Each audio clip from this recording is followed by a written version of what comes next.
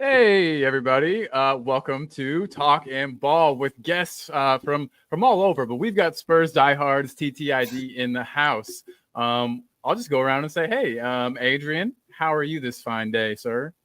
I'm fine, and I'm excited about the new season. I'm excited because we're playing tonight as well. I'm really excited.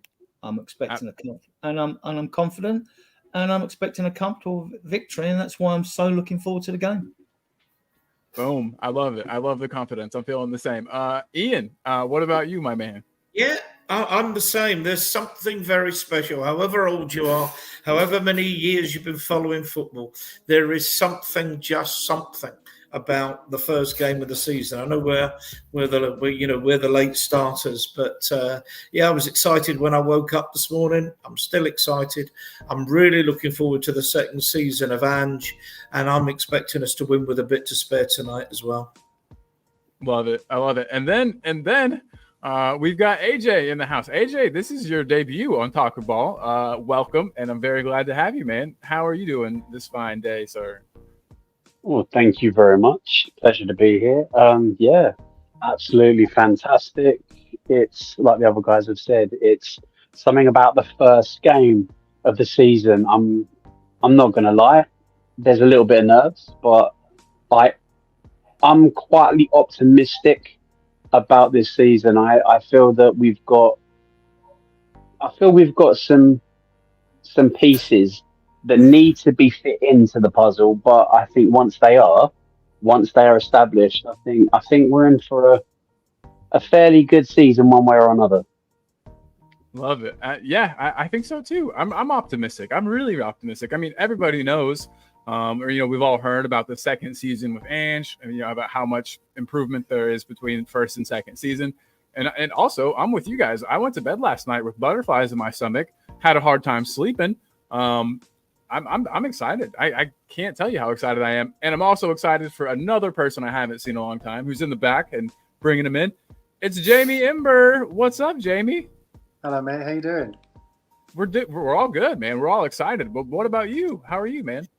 Yeah, not too bad. Anxiety's kicking in now because the game's about to kick off in a little while. So, it's only Leicester, right? It's only Leicester. Never underestimate anyone. You're right, 100%, 100%. So real quick, guys, I'm going to get through some comments here. We've got lots of people in the house. This is a good one. Chris Aguibar's here. Of course, Adrian's here. But Chris Aguibar says big up to everybody. Tekken is not feeling very confident. He says Winks masterclass incoming. He's going to boss the midfield tonight. I don't know about that, Tekken. I don't know about that, but we'll see. And he also says Maviti's going to play his heart out as a former Arsenal youth player. I'm honestly not familiar with him. I'll have to look out. And then also, I just wanted to say to everybody, If you haven't already, head on over to El Tel Cockerel. He's almost to 600 subs, and I want to do my part to get him there. So, guys, if you haven't, let's go sub to El Tel Cockerel. And then we've got a question from Mr. Tekken here, and he says, and since Jose's not here, I'll just pose it to everybody. When last there was a season with no European football at all, what position did we finish that season? And it says Europa Conference League season does not count. Do you guys remember? Honestly, I'm trying to think of the last time that we had no European football, because we've been, at least in the Europa, for years and years. I feel like now. Did we have Europa League? Did we have any European football 15-16 when we really challenged for the league? I'm trying to think of any European football we had that year, and I'm struggling. So I don't know if that's right, but I'm thinking that the season we qualified for the Champions League when Crouch got the goal at Man City. Did we have European football that season? I don't think we did. Didn't we? Just no, I don't think we did. I think that was our. We avoided relegation to get into the Champions League. Yeah. Gotcha. I'm positive. So I get what Tekken here is saying, that maybe maybe I know we've got some European football this season, but hey, maybe we can push ourselves back into the Champions League. Would be lovely. Big up Tekken. Glad to have you here, man. Dragon D's Nuts is in the house saying, I really hope we don't screw this up. We won. I'm of the same mind though. We always can. It always can happen. We got Ben Kaufman in the house. Hey Ben, what's up, buddy? Ben Kaufman, hi, Ben. Coffee Company. My Ben. Ryan G is in the house. Big up, Ryan. Hope you are doing well, my man. Our resident. He says he's a Wolf supporter. I don't know if I believe him. I think he's turned in Spurs. But big up, Ryan. Who else we got in the house I haven't said hi to? Destiny 5 is here. And then who else we got? Oh, my God. Killian Kenny's in the house. Big up, dog. Good to have you here, man. Lisa O is in the house. Hi, Lisa. Good morning, Lisa. Afternoon. Some of these guys are from your channel. I haven't seen some of these names before. So everybody, welcome. And if I haven't ever met you, I'm Colin. Very nice to see you guys. We got Riku in the house saying hi, guys. Romanshu's in the house. Wow, I haven't seen you in a while. Hope you're doing well. And what else we got? And then Daniel Coys is talking to Tekken. He's saying you're talking 2009, 2010 roughly, which is what you guys just said. So the Encyclopedia Adrian was correct. And Romanshu's saying that Skippy leaving makes him sad. I'll kind of pose that question to you guys. That was one of my points, and this is a good kind of segue into it. How do you guys feel about about Skippy leaving? I'll start with Jamie here, since you're the newest one into the chat. I think it's a really good move for him, to be fair. He's not playing, so there's no point keeping him around. And the money we've got for him is a steal, I think. Oh my God, 20 mil or something like that? Yeah, that's incredible. 20 mil plus 5 minutes at Adams. I think it's 20 million up front, so that pays for a part of Solanke. Definitely, yeah. Absolutely. I think it's a great move. I'm just glad he's not playing today, because he'll probably have a blinder, wouldn't he? That's how it always happens. That's how it always tends to happen. But what about you, Ian? Are you sad to see Skippy go? An academy product, we watched him grow up a little bit with Spurs. Bittersweet for me. When he was playing at Norwich, I really thought this boy was going to be a big player for us, huge player, box to box. Unfortunately, he's not really developed as a player. I think a little bit like Winks, I suspect his development was stifled a little bit under Conte, with the constant sideways and passing and what have you. Ironically, he was really, really good in pre-season, playing at centre half and playing at left back. Showed a lot of determination. But I agree with Jamie. I think it's a really good move for him. I think he needs to be playing, and he's entitled to be playing regular football, rather than being a bit part and bench player for Tottenham. And there's no doubt there are players ahead of him. And Bergvall is another one that's just got in that will be ahead of him too. We've got a phenomenal amount of money for what would be a bit part Park player, which I expect will buy another one. Maybe a Locatelli or player like that would be another upgrade. So it's a good move all round. And I'm hearing that not only is it 20 million, in excess of 20 million plus the add-ons, but we've also got a sell-on clause with it as well. So it's a phenomenal piece of negotiation. How did we manage that? Yeah, that's just come up on Spurs Express. So it's a great piece of business for us. It's a good move for them, for him rather, and I think it's a good move for Leicester as well. I think he'll shore up their midfield, although I still think they're going to be in big trouble this year, particularly if they suffer more points deductions. I didn't know that they were possibly facing more points deductions. Interesting. See, I'm learning stuff all the time. 2 lots of 2. Yikes. We'll talk about that again in a second. But AJ, what about you, man? You sad to see Skippy go?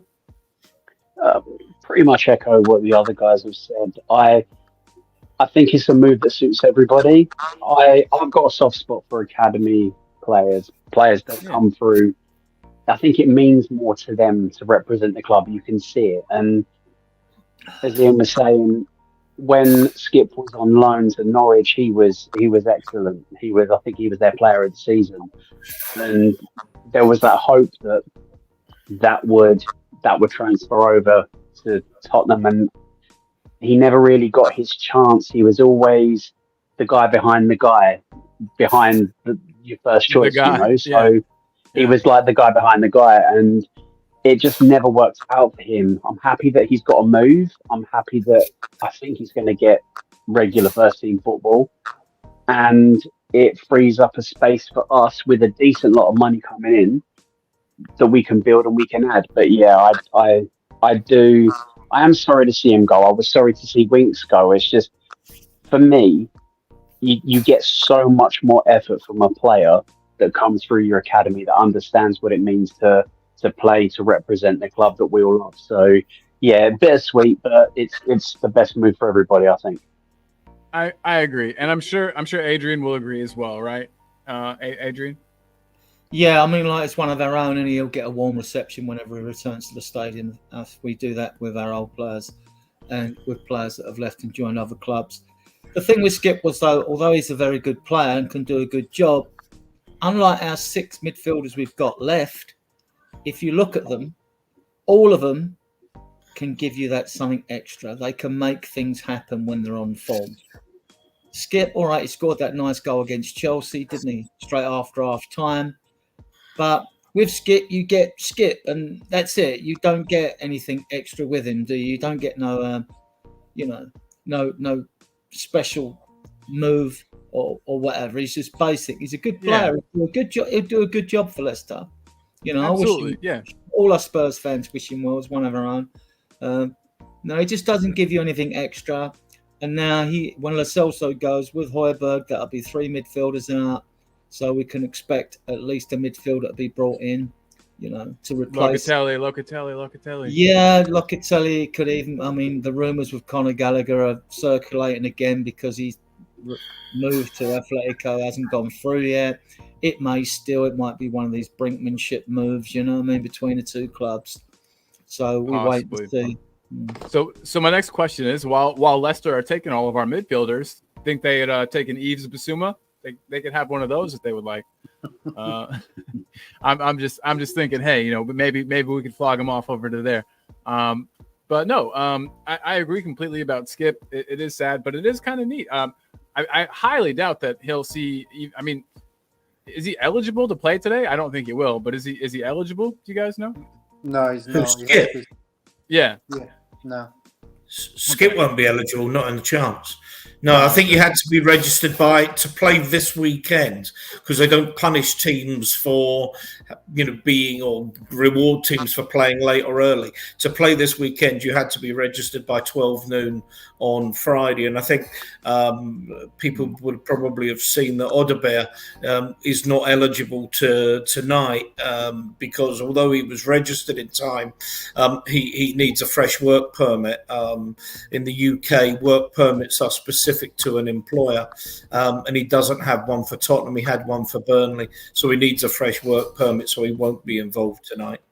Gotcha. But that should be no problem for him to attain that work permit, right? Since he's already, gotten one before and had it for Burnley. So that's a good thing. I know that sometimes when you bring in youngins, work permits are kind of hard to come by. They've made it a little trickier to obtain. Some more rules, I think, in that area. But that's great. I'm glad that he'll be getting that. I'm glad that we'll be seeing him. Before we get too far into anything, have any of you guys seen much of the player, Adalbert? Have you guys? No. Honestly, I don't know a thing. I don't know a thing about him. I'm excited only because I don't know anything. I have no expectations, and that's sometimes the best way to go about it. And anybody in here, any of you four know anything about the fella? I posted videos of him everywhere, right, in other groups and whatever. You can compare him with probably Aaron Lennon. That'd be the closest comparison you could make. Although he's taller, I thought he was 5'10". I see another report said he was 6 foot. I'm not sure. Goes inside, outside, can play on both wings. He's fast, right? So he definitely fits the Ange model. Wonderful. And so that's 2 out of 4 that we brought in that are Prem ready, because Solanke's Prem ready, and so is Odobert. So that I see a few fans, moaning a little bit about it. I'm thinking, hang about, but he had a full season with Burnley, a poor team. Where he played under Vincent Kompany, who plays attack football. So I think that's going to be a good transition into this Ange system. I really do. And he scored 4 goals as well. So, like, for a 19-year-old kid, or 18 if he was 18 then, that's pretty good going for the Premier League, and to hold your own in the Premier League.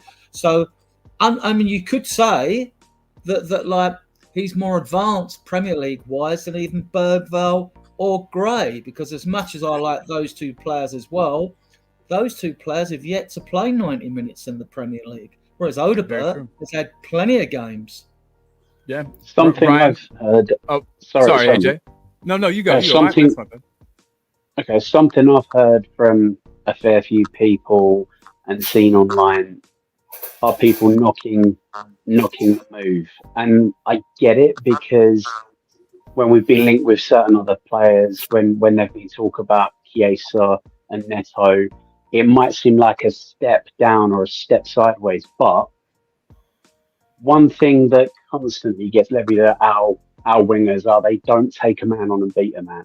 You're always looking to cut inside, This guy takes people on for fun. All the stats support that. I've watched countless videos on him, since we signed him. I didn't know anything about him. I'm not going to profess to go, oh yeah, I've been watching him for years. I've always had my eye on Adalbert, right?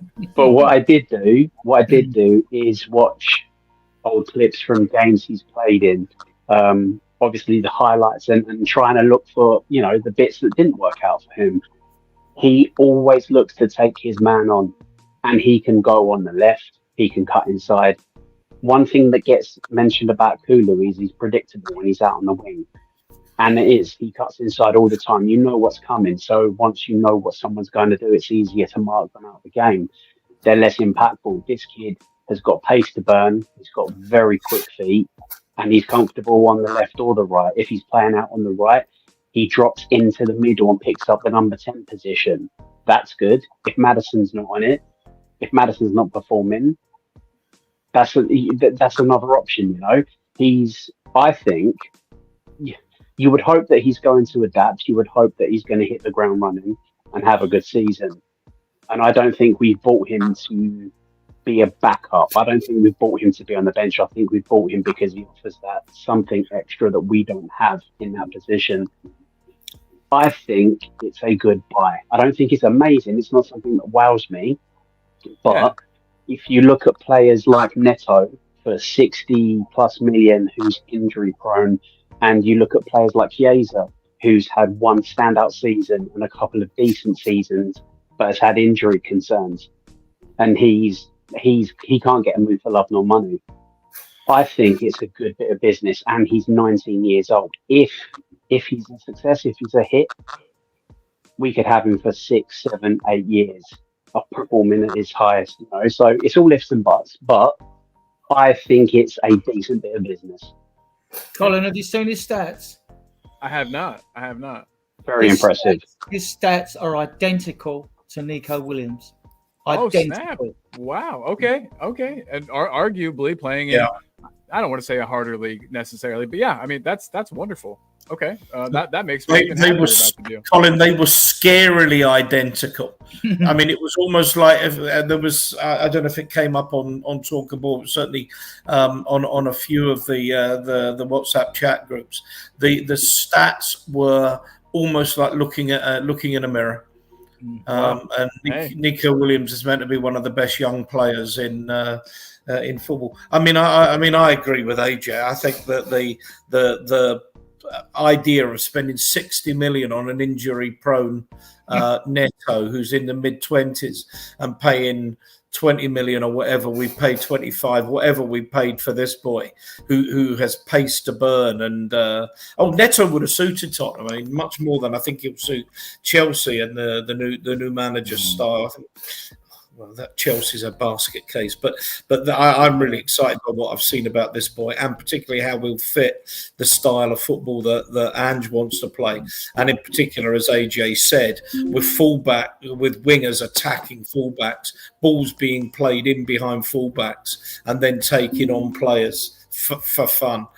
It's actually why Werner fits what he does. If only Werner could hit the target once in a blue moon. But I know why he signed Werner. I totally understand it. But this boy hopefully will have more of an end product as well. His goals, he needs to score more goals, Odegaard. But at 19, he's got time to improve that side of his game. I don't think Werner's going to get any better. Unless Werner somehow unlocks whatever happened to his brain to completely undo his confidence. Yeah, he's never gonna score you 10 goals a season, even, I don't think. But Jamie, had you heard anything about Odegaard before he came? To be honest, I didn't. I watched the first game when Burnley kicked off the opening game. I was like, oh, this guy's pretty quick and decent. And a few days later, he signed for Spurs. So no, I don't know much about him, but I think the fans are getting annoyed because obviously it's not a big name, which people just need to chill out a little bit. That's why we're always starting on each other in like group chats and social media. Yeah. People just need to chill. I wanted Neto, but he plays 6 games a season and spending 60 million, it's just not worth it. Give the kid time and see how he goes. Definitely. And I think we all said too, at least I asked people, I said, during the transfer window, if we get players that we've never heard of even, but Ange wants them, would you be okay with that? And everybody said yes. But then when it comes time to finally pay up and to pay the piper, then everybody wants to get upset because, I think we just have to trust Ange. Ange clearly has a vision, and that vision is young players that can get to really buy into his system, mold them, players with no baggage, no ego. I also think it's a good it's a good sign that we might be seeing Ange for years to come. I think that buying these young players kind of almost for him, I don't know. It just makes me feel positive about maybe us actually having a manager see out their contract for once, not sacking them right away. But that does lead me to a question I was going to ask you guys. I'm doing all my questions out of order. I apologize for that. Let me find it here. But do you guys think? Here we go.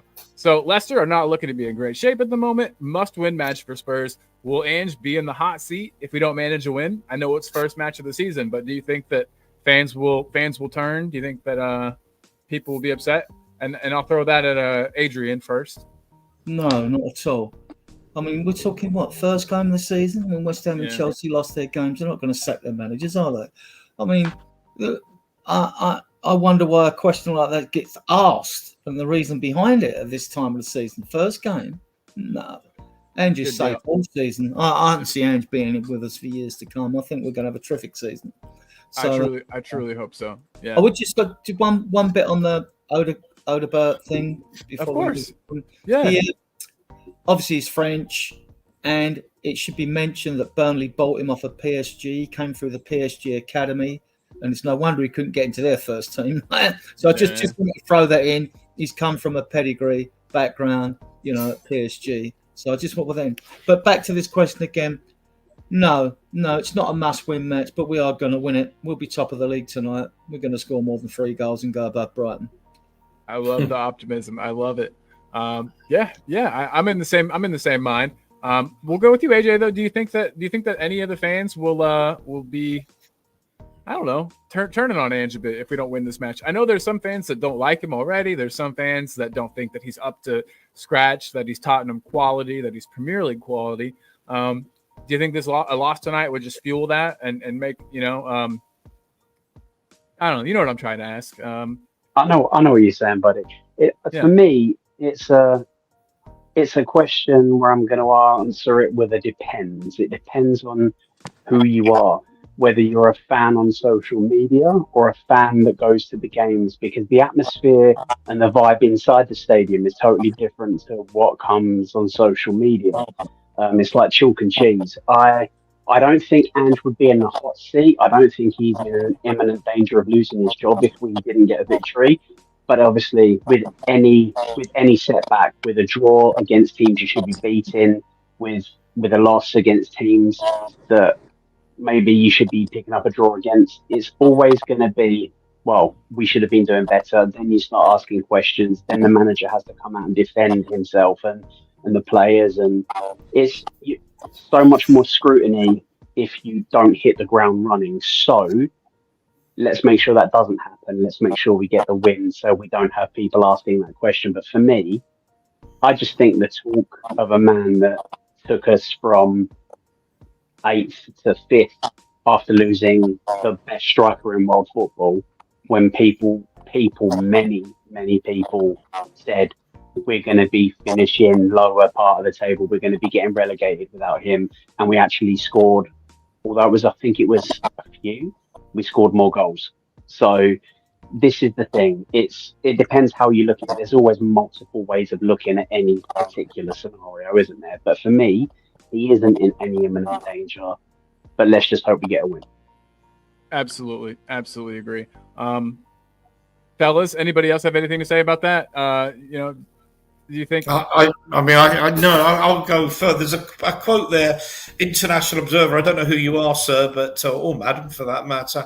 Perfectly legitimate question to ask about Ange. Spurs are one of the fastest to sack managers. He will sack you while you're on the bench, mate. Yeah, Spurs sack you regularly, so it's a valid question. And actually, that's a valid criticism. It would certainly be one of my criticisms of Levy in terms of his for a highly intelligent and educated man, how he's not really managed to have a coherent plan for the club. A lot of his thinking has been very short term and piecemeal, trying to put elastoplast over wounds that needed bandaged. But I do think though it's a ridiculous question, to the sense that one, he's been in a year. I was talking to Adrian off stream before the show, and apparently we've sort of over the last 12 months, 15 players have left the club. So Ange appears to have been brought in with a mission to completely change the playing staff and to change the culture of the club, and certainly the playing side of the club, which has been too much of a losing mentality. And you saw at the end of last year how he just said, I've learned a lot in the Manchester City game. I've learned a lot about what's wrong with this club, and I think he's trying to change that. I think the other thing is a couple of things. One, I think you'll see a very different team this season. I think with the pace down the flanks, and Odegaard is a really interesting signing from that point of view. I think I watched a game with Johnny Hammy, who some of you will know. I think it was against Bournemouth. I was sitting in the south stand, and he was constantly criticising, with justification, what he called horseshoe football. The ball was going across and then a back across, and that's not Ange ball. The ball goes behind the fullbacks and it goes behind quickly, and the attack is with real pace. Low driven cross, yeah. And we didn't get that last year, and I think you'll see a lot more of it this year. And if Maddison and Sarr and what have you can't deliver it, they'll be replaced by people who can. But the last point I want to make, probably a bit more controversial, is I do think there are some with an anti-Levy agenda who don't want us to succeed, and then think, well, if we don't succeed, we get rid of another manager. It's another stick we can beat Levy with to get get Levy out. I think Andrew's here for the long term. I think he's working closely with Lance to get in the players he wants. He was brought in by Scott Munn, who he worked with in Japan. Unless we're 2 points from 8 games and sitting at the bottom of the table, I don't think there's a cat and hell's chance that Andrew's going anywhere.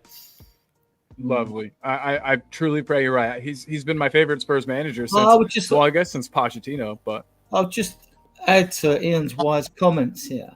If you look at just the loans, and I haven't got them all because I'm not sure Max Robson and others, right? We've loaned out Scarlett, Donnelly, Josh Keeley's going, and Matthew Craig, and that's all we know so far, right? We've brought in 6 players. We brought in Archie Gray, Lucas Bergville, Youngmin Hyuk, George Feeney, you won't know, he's a very young player striker, Dominic Solanke and Wilson Odberg, right? That's cost us 134 mil, right? Now, outgoings from the beginning of last season when Ange came in, Harry Kane, Eric Dyer, Pierre-Emile Højbjerg, Emerson Royal, Troy Parrott, Brian Gill, Oliver Skipp, Joe Rodon, Diego Santiago, Noel John, right? There's 10 outgoings without the loans, you know. We've spent 134 million on players. And with the 20 mil from Skipp, we've brought 17 million in. So our total spend has been 64 million, right? Which is peanuts for us, right? Yeah. Now, we have yet to get rid of Regular and Lo Celso. Now, Lo Celso's won the Copa America. If you can't get 10 mil for him, 10 or 12 mil for him, and 8 or 10 mil for Regular, that would bring our spending down in this transfer window before we get any more in the last 2 weeks, or even loans, because you can get loans after the 2 weeks is over, right? That would bring our spending down to about 40 mil. 40 mil. So you can't tell me, if we wanted to, you can't tell me we couldn't go out and get Eze now because we've got the money. You can't tell me if we didn't want to go and get Eze, that we couldn't go and get Locatelli and say Vanderson for Monaco. But me and Ian spoke about that earlier as well. And see, we don't know. You know, with that, I mean, I'm going off a little bit. I'm just trying to defend Ange a bit here, I love it. Yeah, that's been put in place, right? But we don't know because we have all these permutations, and Ange's not a manager who's going to throw players under the bus. Now, I'm a bit like that with Spence. I like what I see, but I want to see him improve his defensive qualities, right? But he looks a very skillful player, good going forward. But if the rumours about Vanderson are true, does that mean he doesn't trust Spence? Or does it mean that he trusts Spence and that Vanderson and Spence would vie for the inverted fullback and Porro be pushed into midfield or further upfield? So you get all these permutations go through your head. Because Ange and this team are not like any other team we've witnessed before at Spurs, are they? I mean, we don't know what they're doing. We don't know what they're doing. And they come up with Højbjerg going to Marseille. Who would have seen that? Who would have seen us getting Archie Graham when Brentford looked to have the deal clinched and no one see the Odberg signing? So what I'm saying is there's been a lot of positives at the club. There's been a lot. The whole footballing structure has been changed. I won't name everybody's position and structure at the club that I know, right? In that, right? I'm just saying, Ange's going nowhere this season. Music to my ears. And Jamie, I just wanted to ask you too. What do you think about Ange? Do you think that he's the right caliber manager for us? Do you think that he's got what it takes to take us to a trophy? Yeah, no, I love Ange, and if we ever got rid of him, I think I'd cry because he's probably one of the first managers since Poch, like you said, Cole. So, but there is, I'm not sure who said it. I'm not sure if it was AJ. Goes, well, there is like an agenda where there's some fans that just want to moan about everything. There's like a certain channel which I'm not going to name, but constantly they always look at the negatives, and I don't think they want Ange in the beginning. They want someone that's world class, but we've had world class. And they can't seem to win. And it's always down to the owners. It's not always the owner's fault. I'm not sticking up for Levy, but he's done an amazing job outside. It's just the football part needs to be sorted. That's why he's brought in Scott Munn. I think Andrew's here to stay.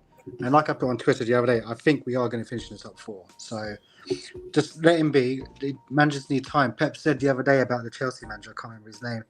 Give him time and then he will succeed. Managers can't be at the door within a year because you're not going to win anything. I love it. I love the we're all positive people in here, and that's what I like. Well, guys, enough about that. We've got a match today. Football is back. Thank God. I've missed it. I don't know if you guys watch matches over the weekend. I didn't watch tons of football, but I am just so happy to see my boys back. Dom Solanke, do you think he's gonna? You reckon he starts up top today? There's a misspelling in there, but you know what I mean. You guys reckon that we'll see him start or come off the bench? I'm What do you think? hoping so, but for some reason, something tells me Kulu's going to start in the middle. I don't know why, because he's had a good preseason. But Sorry. no, I think Dom needs to start to obviously understand Ange's system, and if he does start, I think he scores. Love it. AJ, you were saying something? Yeah, sorry, I went to speak and then cleared my throat, and it just sounded like I was talking over them. So I apologise for that. No for the music apologies myself. necessary. No apologies on this channel. We're all just hanging out. We're good.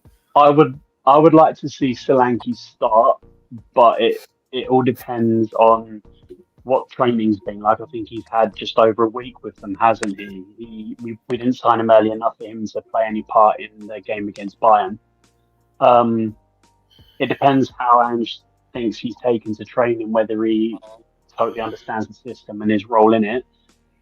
It could be that Kulu, who did very well in pre-season, very, very well in that position, starts, maybe gets 60, 65 minutes, and Solanke comes on at the end just to kind of bed him in.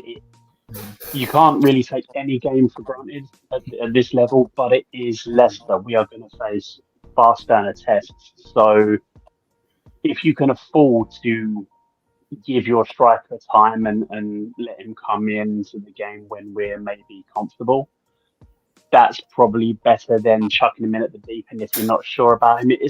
We don't know what's been going on in training, so it's totally down to Ange and the staff to make that decision. But And I I wouldn't be feel like a surprised either way. striker. I feel like striker is one of those positions too, where it doesn't take as long to get up to speed. But maybe that's just me.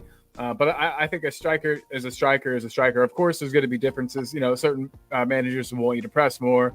There's going to be slightly different play styles. But I think a striker knows where to position themselves to score goals, and that's really their job. And so I wouldn't be super surprised to see him start. And Ian, what about you, buddy? Do you think we'll see him?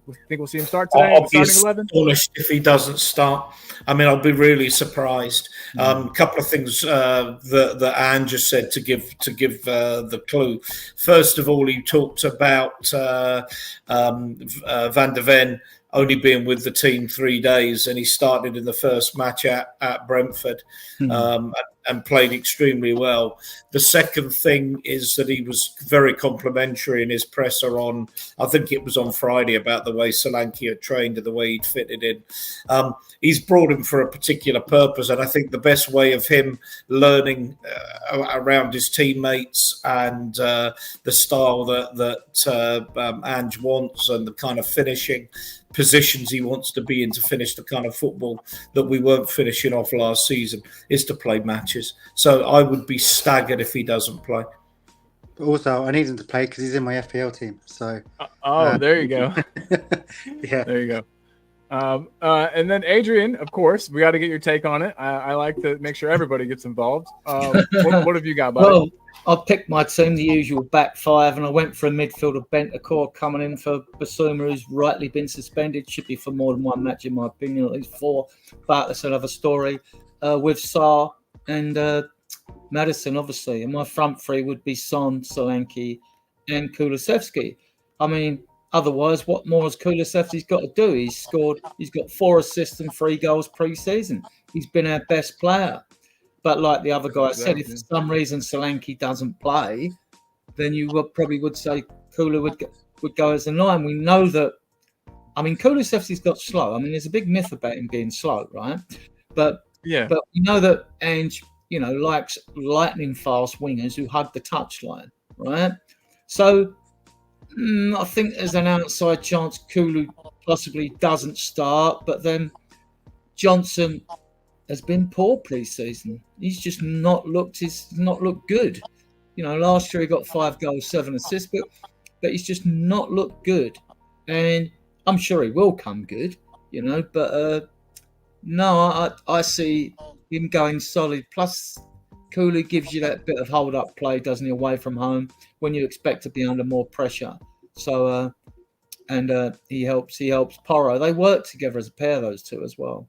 Yeah, I agree. I was going to say as well, I think for some reason, I think one of the new boys, Archie or Bergville, will start in this game. I'm hoping Bergville, because I think he'd be good in midfield with Madders, because we will need to go full attacking, because I think Leicester are going to sit back because they've got no strikers up front, have they? I think that the only chance Bergville plays is if Bentancur doesn't start, because Ange loves Sarr and he was our best midfielder last year because the others were out injured and whatever. So and he's box to box, so he suits the system, Sarr. So if Bergville plays, I think it would have to be at the expense. It won't be Maddison. Players have a habit of going back to their home grounds and scoring and playing well. I mean, because they're used to the surroundings, they feel more comfortable. I mean, yeah, the only way I see Bergville started, I mean, I could be totally wrong with my selection, but I mean, the only way I see Bergville starting is if Bentancur doesn't. So, isn't that a beautiful thing? We didn't used to have this.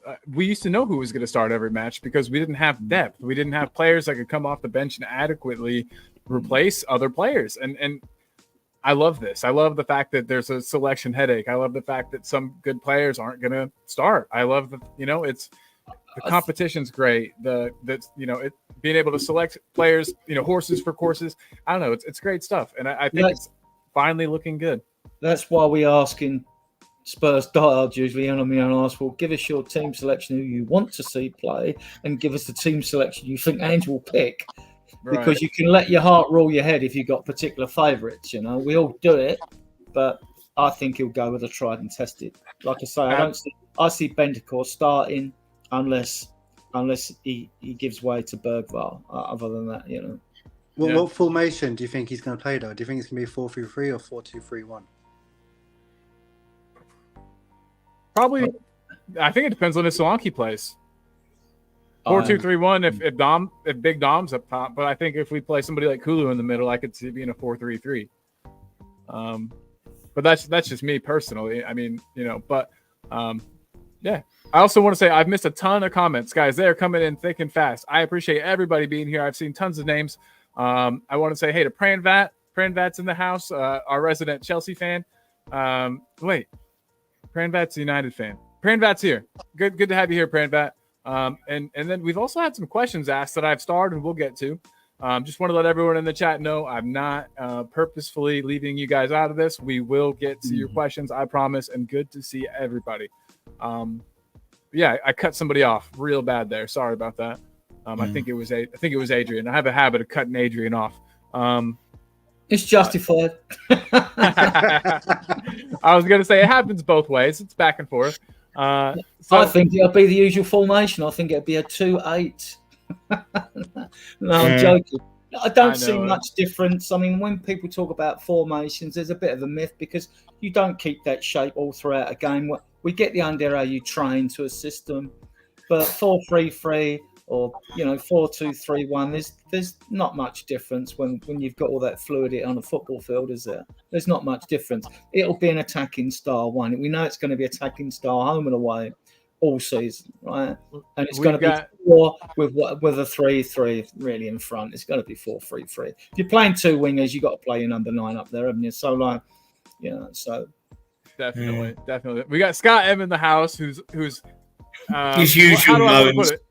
Yeah, it's Scott. Big up, Scott. We love having you here, man. Scott, we love you, Scott. I love all opinions. All of them are good. All are valid. Scott, someone said of you that you'd give a paracetamol a headache. I'm afraid that was the funniest and most accurate thing I've seen on any broadcast. But anyway, there you go. Scott, you are our beloved replicating landmine, right? Hey, if we got to keep ourselves level, and I think sometimes some of us have too lofty expectations. I think Scott's a little too low, and so maybe that kind of balances us out and gets us right in the middle where we should be. So, big up, Scott. Again, glad you're here. And look at this, guys. We got a celebrity in the house. Brian Daigle is here. Big up, Daigle. Big up, Daigle. Hope you're excited for the match. Big up, Brian. Yeah. Daigle's a good man. I'm seeing Brian, I think, a week on Saturday or a week on Sunday in Toronto. So, yeah, man, that should be fun. how do you deal with all the jet lag? You were all over the place, man. You must. Yeah. Wow. Well, Cool. I'm Good older stuff. than you, so doing these trips before I get too old or too unfit, or the big Yeah. man upstairs says, "Sorry, that's enough of your eating, drinking, and not enough gym time." So yeah, No, you're doing good. You're a healthy man. But yeah, that's awesome. Good deal. And I'm glad. Tell Daigle I said what's up. And I mean, I can tell him here, but let him know that Talking Ball loves Brian Daigle. And sorry, but I'm sorry, I need to interrupt just because we won't get to it. Ben's just said, "Are you going on the trainee?" And no, we're actually flying because there's quite a lot of water, Ben. But if you're asking me if we're going on the Rocky Mountaineer, absolutely, and then going to Alaska. So from Vancouver. So yes, Ben, I think that's what you mean. Yeah, that's lovely. That'll be so much fun. Please take lots of pictures, please. I would love to see them. Jack London country. Exactly. Colin, when are you back in the UK? So I haven't really planned. I haven't really got a concrete plan, but I'm going to be there sometime this season. And I just have to make sure that I can get tickets. You know what I mean? I'm kind of basing it around what match I can get tickets for. But yeah, I'll be there this season. I'll come see you guys. Colin, I live in London. I can't get tickets. I don't know how hey, yeah, I'm going to have to save up a lot and just buy some scalper. Some scalper is going to charge me too much money, but I'll pay it. I paid a scalp when we went to Fulham, and cost me £80 to watch us lose 3-0. Sheesh. That hurt my feelings. Yeah, I bet, man. So guys, another question I wanted to ask, and I think I kind of put it up for a second. Is Destiny fit today? I've seen conflicting reports on whether or not Destiny is fit to start. What's got you laughing, Ian? Ian, what did I miss? Yeah, Dan Kilpatrick said that he's available. I think he got on Twitter today. Hell but I don't think he played a full game. Makes sense. So then do you think I'd definitely start? I would definitely start with Udogie. I would definitely start with him because I think if it's the choice is Davies, the drop off is huge. Spence has been very good attacking pre-season, but he has looked a little bit sloppy in defence. But saying that, Udogie last season, he had really good defensive displays, but he also, it's more to do with the position that he plays and how far forward he is. He gets caught out, but that's not really his fault. It's not that he's not doing his job properly. So I think he's definitely our first choice, and if he's fit, he's got to play. Yeah, agreed completely. There's some funny comments here telling you to look out for Bigfoot. Watch out for him, Ian. You don't want to get got by the Bigfoot. Yeah, watch out for Littlefoot as well. Yeah, I wouldn't mess with either of them. Yeah, there's some very funny comments in the chat. Gyros Peanut says the area of Tottenham is beautiful. Call, you're in for a treat. Yeah, I've been there a few times. I stayed in Tottenham once, which was not probably my smartest idea. And I got a knife brandished at me, which was really cool. Didn't you stay by the what was it? The park, wasn't it?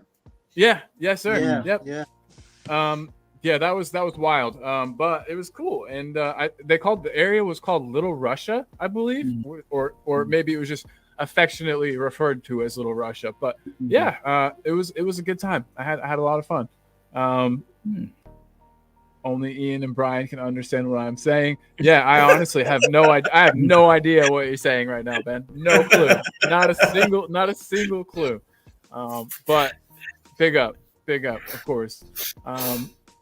If you've never heard or eaten Bloomsworth sandwich, absolute heart attack and 2 pieces of bread.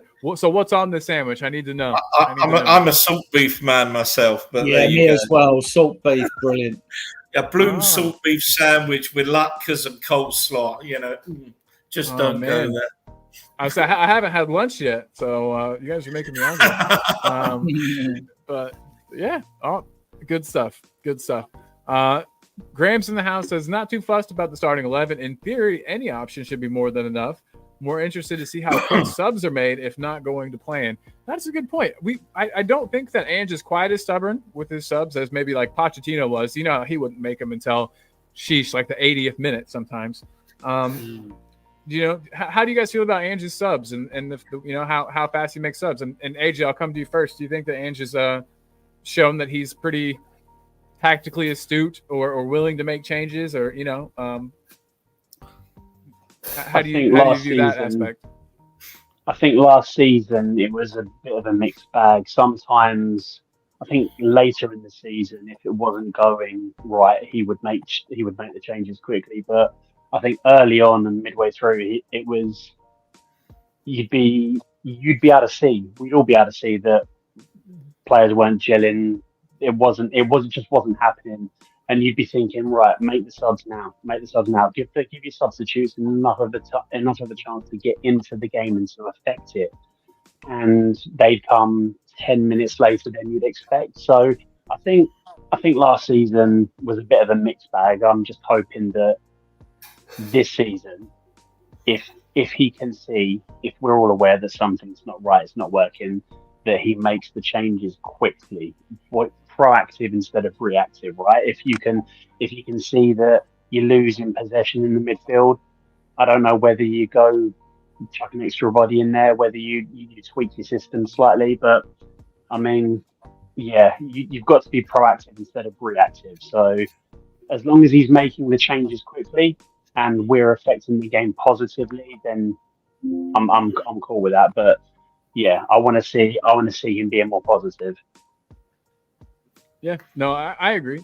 What about the rest of you fellas? And I don't even mind who goes next. Fight amongst yourselves. They sold Dewsbury Hall, didn't they, Leicester, to Chelsea? That was a strange one. Well, their manager left for Chelsea too, of course. I wonder if that was part of the deal. If he just wanted him, you know what I mean? He just wanted this player with him. I heard they've got a few injuries, but I don't know if these injuries have played a important part in their promotion. I see a list of 3 injuries. I can't remember who the players were, to be honest with you. Maybe some of you can. I don't know. You got Daka's out, Vardy's out. They're out for sure. And then Connor Cody's definitely out as well. Oh, he's out. Is he the defender? Yeah. Yeah, Nice. He's out. He's not back for at least another month or so. No Vardy. Jamie Vardy's a player I haven't thought about for a long time. How much Vardy's been out. Yeah. He's one for the future. He's only 37. Right. Exactly. He's young. He'll make mistakes, but he definitely an enigma, that guy, with his Red Bulls and his nicotine patches before matches. But yeah.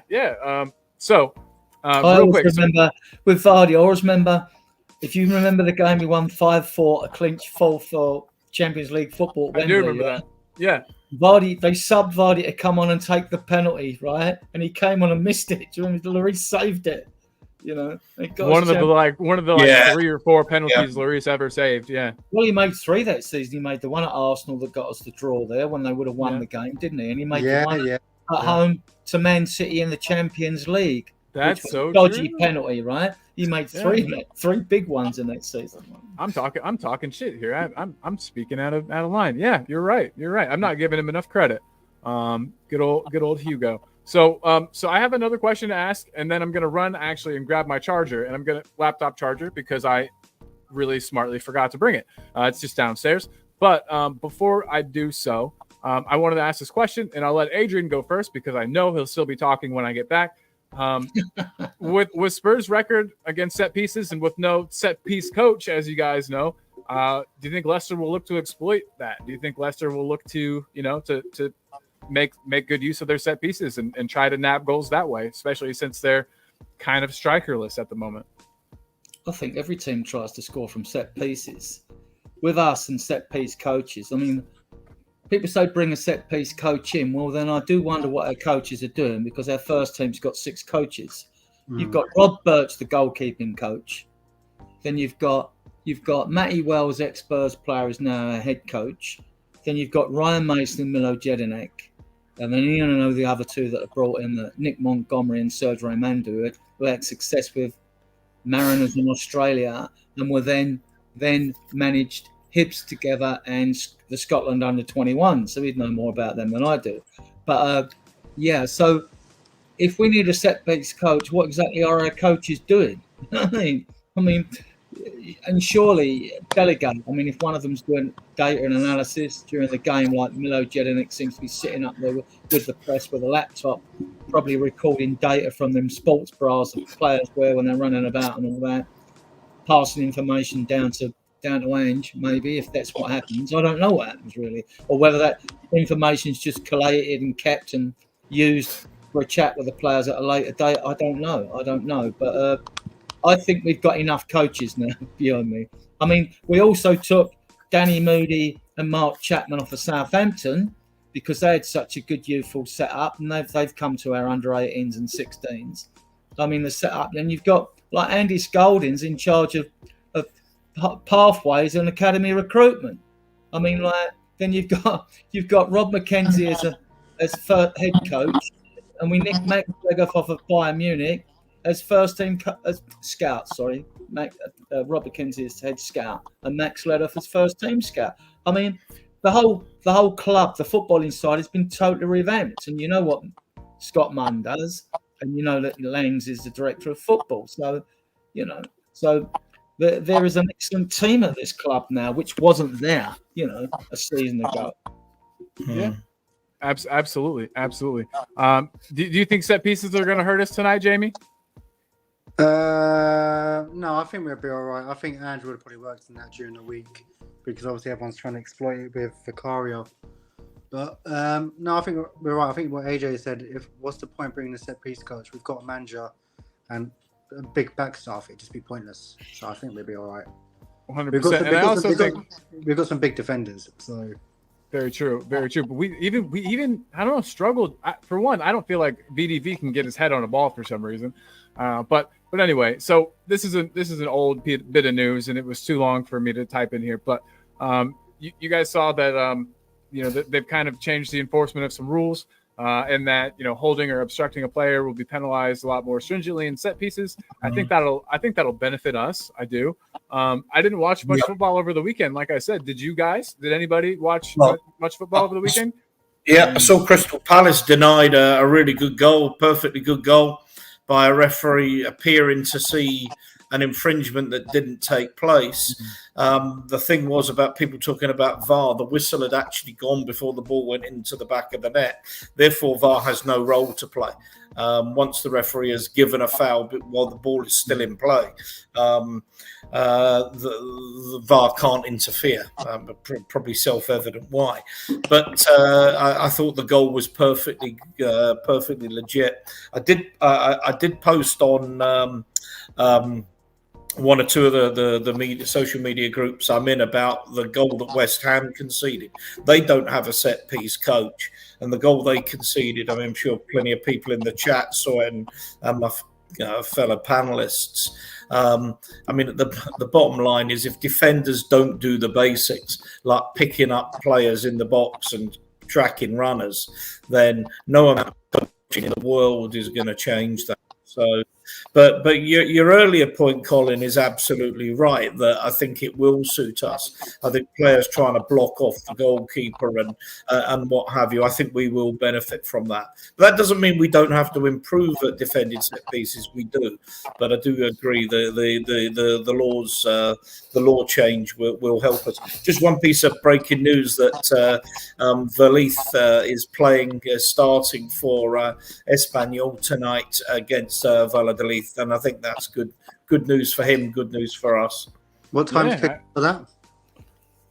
Sorry? What time is kickoff? Is that 6 o'clock? Oh, funny enough, I don't know. But it might, presumably it's 6 p.m. kickoff here, 7 o'clock Spain. I'll look that up while you're talking, because I've done my bit anyway. So I'll have a look. That might be a game worth having a look at before our game.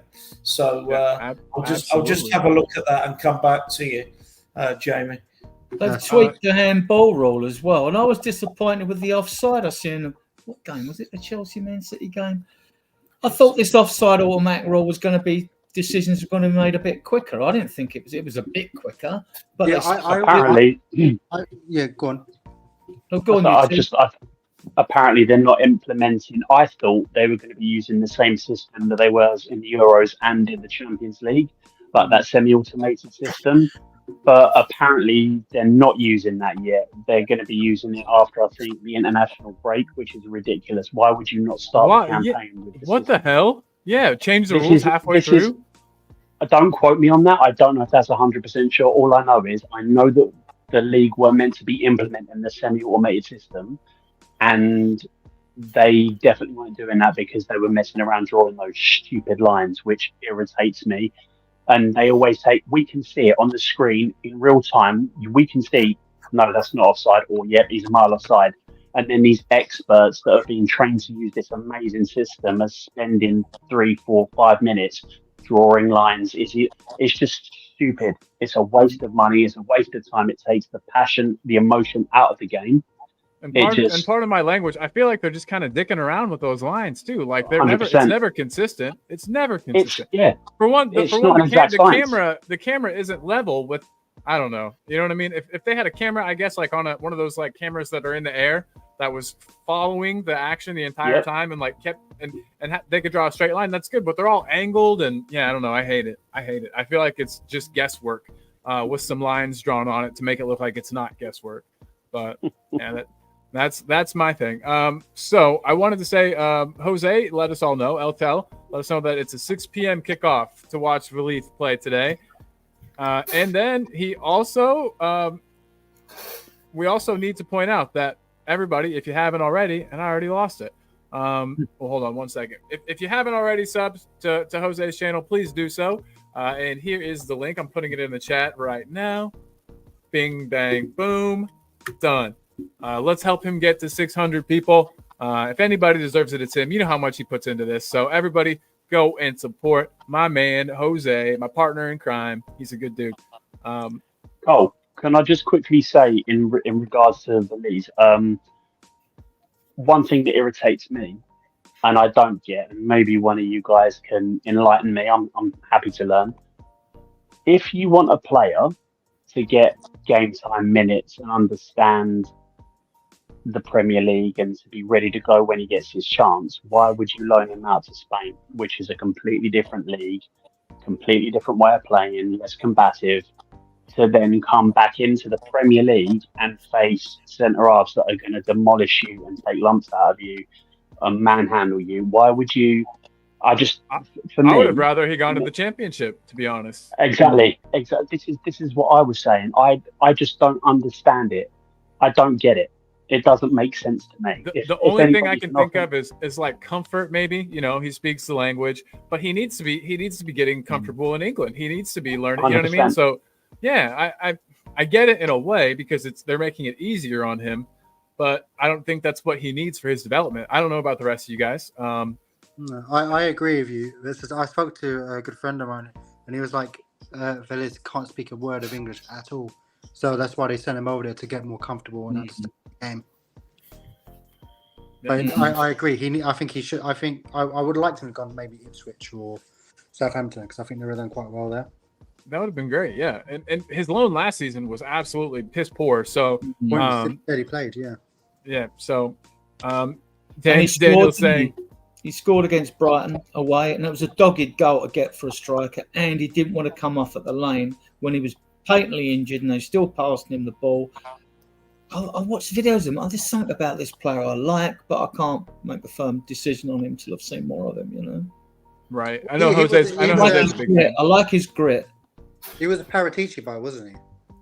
I believe so. Yeah, Back when Paratici was still cooking. Yeah. Yeah, good stuff. I don't know. Daniel says he's the new Valise, or he's the new Brian Hill. Sorry, we're just going to loan him to Spain every year. I hope that's not the case.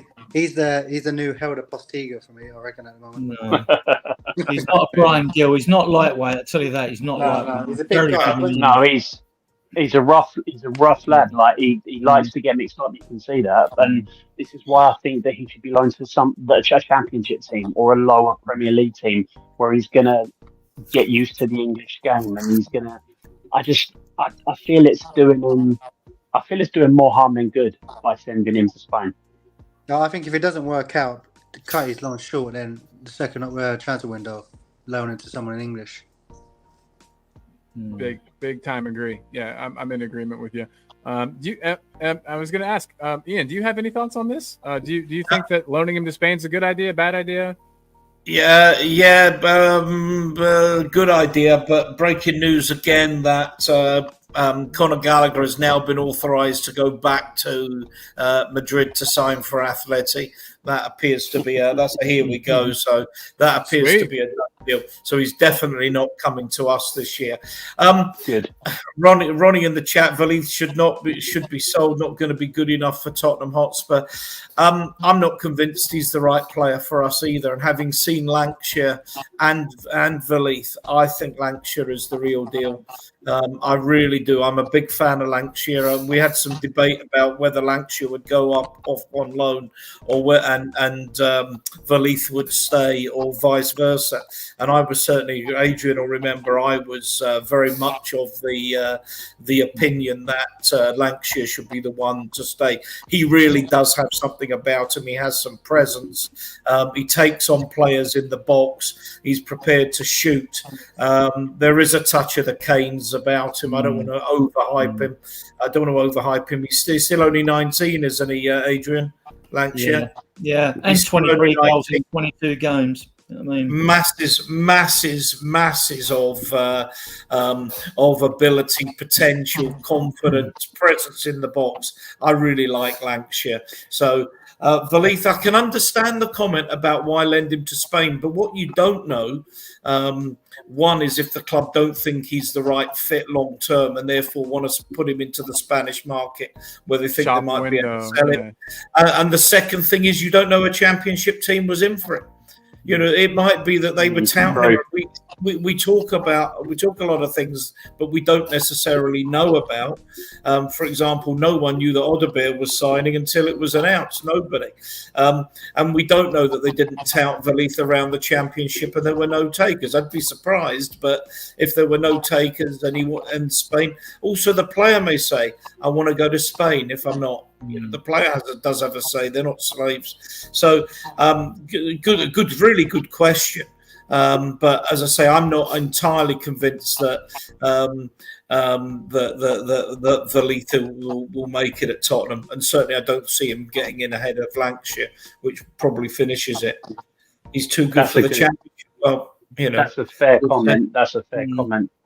Yeah, I do agree with you about Lancashire. Absolutely, Lancashire he's a natural finisher, and you can't. And like you said, he plays for the team too. Like he's got that passion and fire and desire in him. Yeah. Would you start though Lancashire over Richie? No. But ask me next season, and I probably would change my mind. I would. The reason why, because we put on Harry Kane when no one really knew much about him, chucked him in, and he started doing really well. This kid is the next Harry Kane, I believe it. I just hope he just gets the chance. Well, I hope you're right too. Yeah.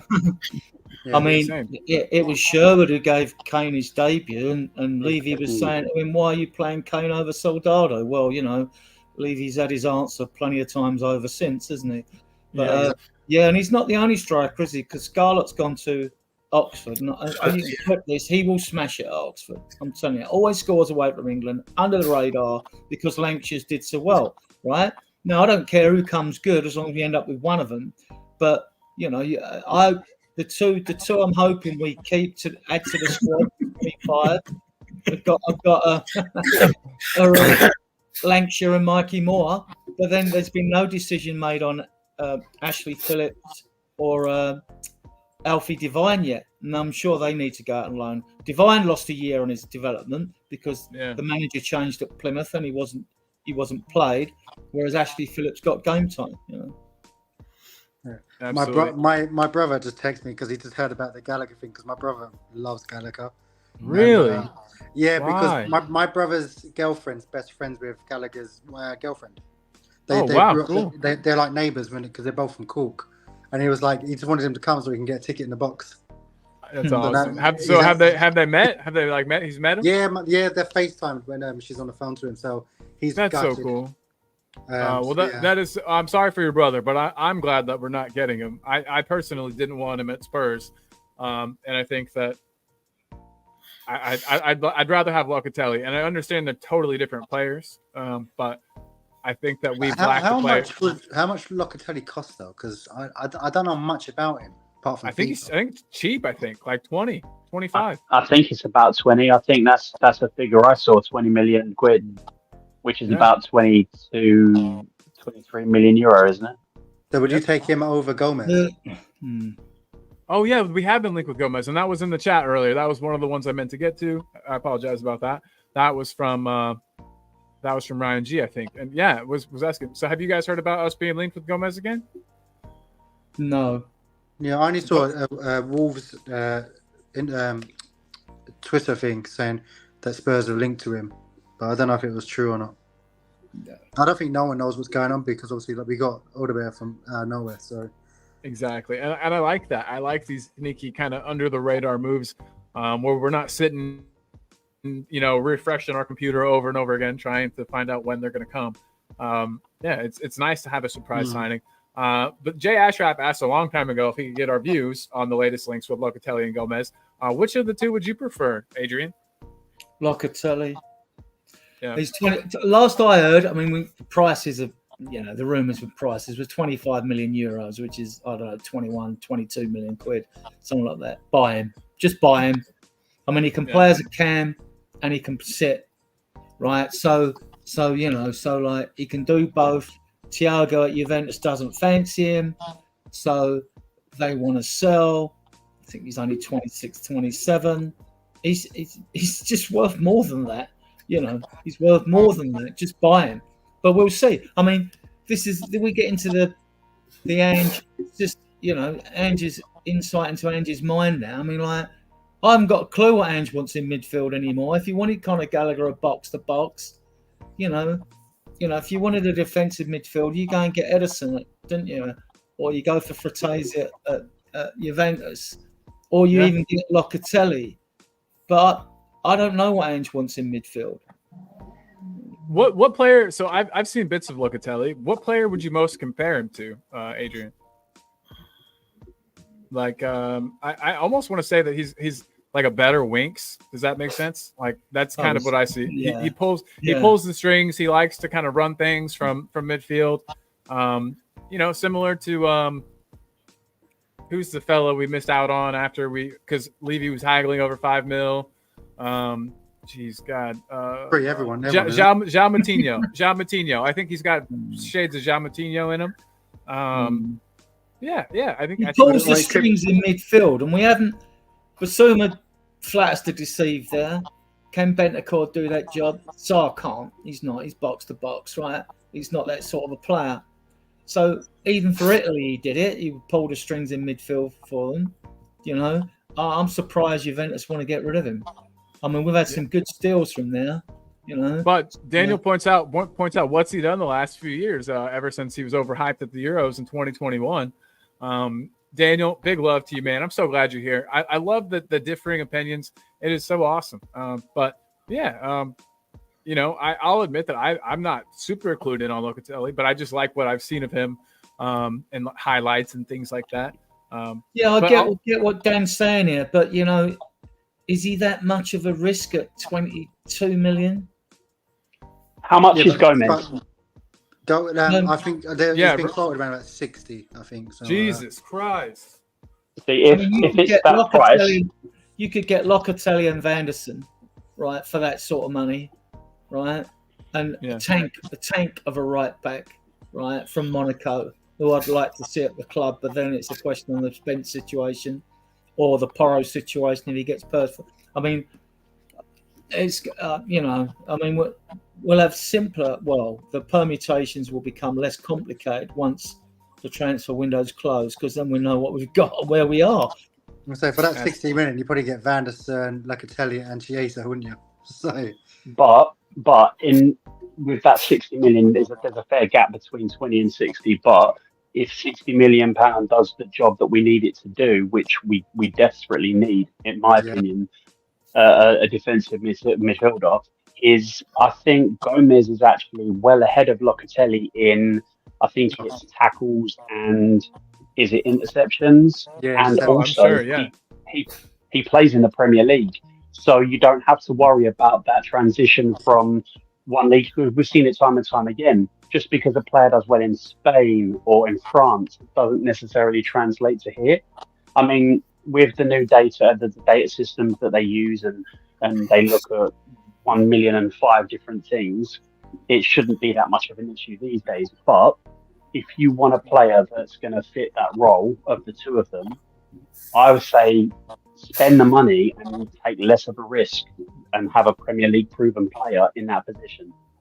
I How agree. much- I think as well. If I was Spurs, I'd test the water and say I'd get rid of Basuma, maybe swap him and cash, because Basuma he's just not been performing. I don't know if anyone would want him. That's my problem. Supposedly, we were shopping him around and nobody would even bite. So, I would get him gone as soon as possible. I would get Basuma out of the club. Yeah. I'll drive him somewhere. I don't care. I'll take him anywhere anyone wants him to go. I think he don't needs to get drive. away I'll from take this him on the club. bus. How much would Gomez cost? they were saying 60, but I want to know He was what talking Ryan. around 60 mil. We'll see if Ryan can when confirm that for us. On FootMod, he's quoted at 34 million asking price, but I think. But we know that's always going to be lower. And on what, one good season, because they bought him from Brazil, didn't they? Right? Yeah. On one good season again. So no, not for me. Scott, what do you I'd have rather get against Ederson. I'd Sarr, rather get Ederson. Scott? Yeah. Oh, I was just asking Scott what he's got against Sarr. I think Sarr's a good player, especially with his young age. I think that he covered for a lot of our other midfielders. I think that he is the reason why. I don't know. I think that he really did cover for a lot of midfielders, and the reason why players like Bentancur were able to look good is because Sarr was doing a lot of the behind the scenes dirty work. But that's just me. Real quick, do you think Sarr's a quality player for us? Last season, he was probably our best midfielder overall, but in pre-season, I think he's been dreadful. I think he's done a lot of running around to no real effect. See that? I think there's definitely a player there. I think he's a leggy box to box midfielder, and when he's on it, when he's playing well, he's energetic. He picks the team up. He drives them forwards. He tracks back. I mean, he gets everywhere. I think he's a very good player, and you want him to progress. You want him to keep progressing and evolve and take that next step and fulfill his potential. But you also don't want to. I think is he only 20, 21 still? He's very young. So Super young. Yeah. You don't want to put that much of a burden on these young players. You don't want them to be a necessity. You want them to be able to come in and play their game and contribute to the team. If you start putting that pressure on them, like this all hinges on you, you need to perform because nobody else is. It can be detrimental to their progression, and you just need to let players play. You need to let young players grow and adapt and nurture them. You know, some of them need a little bit of a push, but you can't just throw them in the deep end and hope that everybody is going to swim. I agree. Absolutely. And Scott, I wanted to apologize. I must have misread your comment. I thought you said to sell Sarr, but you said to keep him on the bench. So apologies there. I was going to say a player I wouldn't mind. You guys ain't going to agree with me. I would look at Scott McTominay. He's a decent player and he gets around the box. There's a comment there from Audio Artisan there, with the likes of Gray and Bergvall in the squad. The bar has been raised. Sarr's to show a lot more ability this season. I could not agree with that more. And I've seen all the preseason games. I was at Tynecastle. Graham Bergvall, there was a comment from Scott. I never agree with anything Scott says, but he says about Bergvall on the bench and just a few cup in Europa. I have to say Bergvall is I would start with Bergvall tonight. I don't think he would. I would start with Bergvall and Decky at the two number 8 positions and give Johnson the game on the right hand side. I don't think he will. I think he'll play. I think he'll play Sarr and Maddison there, but he's got the option of bringing both them on off the bench. I think Bergvall Bergval's going to get a lot of minutes this season. I think Gray's going to get a lot of minutes this season. They are both superb footballers in every sense of the word, as footballers rather than players. I think they both play an awful lot of football. And the Maddisons, the Bentancurs, the Sars, and if he's with the club Bissoumas, are going to have to step up, or they're going to be out. They're going to be sitting on the bench. 100%, absolutely. I mean, Mark in our group, Mod Mark, he goes on about it, says, yeah, but Sarr and Bentancur, do they improve us and all that? And I say, well, okay, fair comment, right? What we do with Sarr and Bergval is we are treading water. In fairness, neither of them have played 90 minutes, but I've seen enough. I've got great belief in these. I think both of them are going to be stars at this club. But we have yet to see that, so I get the argument. Like I said earlier, at least Solanke and Odebert have got Premier League experience. They've played lots of 90-minute games, you know. So you can, it's a fair criticism to come and say, well, what have Bergval and Archie Gray done? They've shown us of what the potential is. But we have got to see it. We've got to see it over 90 minutes. They're both 6'2", so we should handle the physicality. And we got to see if their bodies, remember they're 18, the physicality to run all those kilometres in a Premier League game. And how many games can you do that before you tire? You're in the red zone. Bear in mind though, this Spurs side is a very young side. I think it's the youngest, isn't it? Star's 22. Your doggy be about the same as VDV. You know, I mean, you know, Basuma at 27 is virtually an old man in that team, and Son is ancient. You know what I mean? Personally, I think Bergval's ready. I think every single time in pre-season, and yes, people can say it's only pre-season, but you still have to perform. Ready. You're still playing for your place. Ready. I mean, he's impressed every time. He's run the show. He's dictated play, regardless of who we've been against. No fear. There's no fear in him. Exactly. He shows no fear. He doesn't look like he's outclassed or outmatched, or 100%. Yeah, he did it twice in the two games, the second halves against Bayern Munich. He wasn't out. He looked exactly that. He looked classy. On the other hand, Gray, in the first match against Bayern Munich, he got bullied. The first time I've seen him have a sort of a semi-poor performance. But in the second match, he mixed it with him, and he showed that bit of grit and bite, you know. And I thought, well, that's better than your other game against Bayern Munich. So, no, they're quality players. But, I mean... I think the difference between Gray and Bergval is that I think Bergval's just so much more composed. I think Gray, because watching the game against Bayern, especially the second one, he'd pick the ball up and he'd be closed down again by 2 or 3, and he'd juggle the ball, and his feet are so quick, so tidy. He's got great dribbling skills, but then he'd rush the end product and he'd lose possession, he'd overhit it, or he'd give the ball away. And you just want him to almost take that sec, just calm down slightly. But I think that Bergval's probably just ahead of Gray in the pecking order because of, I think they've both got ability, but I think Bergval being able to dictate the game the way he does and being that much more calm about it, I think he's ahead in the pecking order. And also, he loves to tackle as well, doesn't he? He loves to slide tackle. Yeah. I love a slide tackle. That was whenever I was a player, that was my game. I would always be all cut up on my hips because, you know what I mean? You play on some poor pitches, you cut your legs up on your hips. I think you're playing the wrong sport. hey, man. I'd really get into that, man. I'd slide good. But yeah, real quick question. We're talking about him, so I've asked some of you guys, I think, this question already, but no problem. I don't mind asking it again. Do you see Gray as an inverted fullback or as a midfielder in the long term? I know that he played a lot of right back for Leeds last year, and that was out of necessity. But the fact that he is a midfielder, the fact that he understands that role, I think that he would slot in perfectly as an inverted fullback. I just wanted to know what you guys thought about that. And I'll start with Ian. Sorry, did you say me? Yeah, you're first. Yeah, I see him as a natural 6 long term. I think he's going to be a superb player. I think the versatility is good that he has, because I think he could play in the 8. I think tonight, if you could say if Gray and Bergval was starting, I wouldn't be the slightest bit worried at all. But I see him naturally as a number 6. and the holding player. I think he's got that ability. He's still only 18, I think, so he's got a bit of learning to do, particularly at the top level, and obviously playing 50, 60 games isn't, he's not going to do that at his age.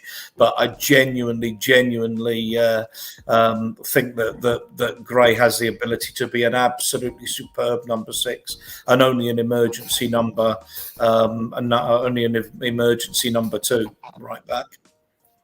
I could see that. But he could do a job. So I do think, though, he could do a job there at right back. And like you said, in an emergency, it's good to have players that can play more than one position. But yeah, AJ, what about you, man? Where do you see him long term? You being able to play multiple positions is good. It means that if you're ever in a position where you need somebody to fill a hole, you can do it. The problem with that is you don't want to be one of these players that doesn't end up excelling in any particular position because you're used as a utility man, because you're filled in here, there, and everywhere. I see him as a midfielder. I think it's good if he can double as a right back. Great. Makeshift centre half. He did all right when he played. The thing is, it was the first game he played there for us. It was the first time he'd ever played that position in his career, apparently. So, and I don't think he did too badly. It's a good thing being able to play multiple positions, but you don't want it to be detrimental to your career. Yeah, your growth as a player. If he's got the potential to be a brilliant midfielder, but that's stymied slightly by actually what we're quite light in the right hand side. Let's keep him as a backup. You're doing him a disservice, I feel. Yeah, no, I agree with that. I think some players, Eric Dyer moved around too much. I think that kind of stifled him. I don't know. Does anybody? So it seems like the consensus is Gray as a midfielder. Do any of you guys in here think that he was brought in to maybe be an inverted fullback, or do you guys all think that it's midfield or nothing for him, really?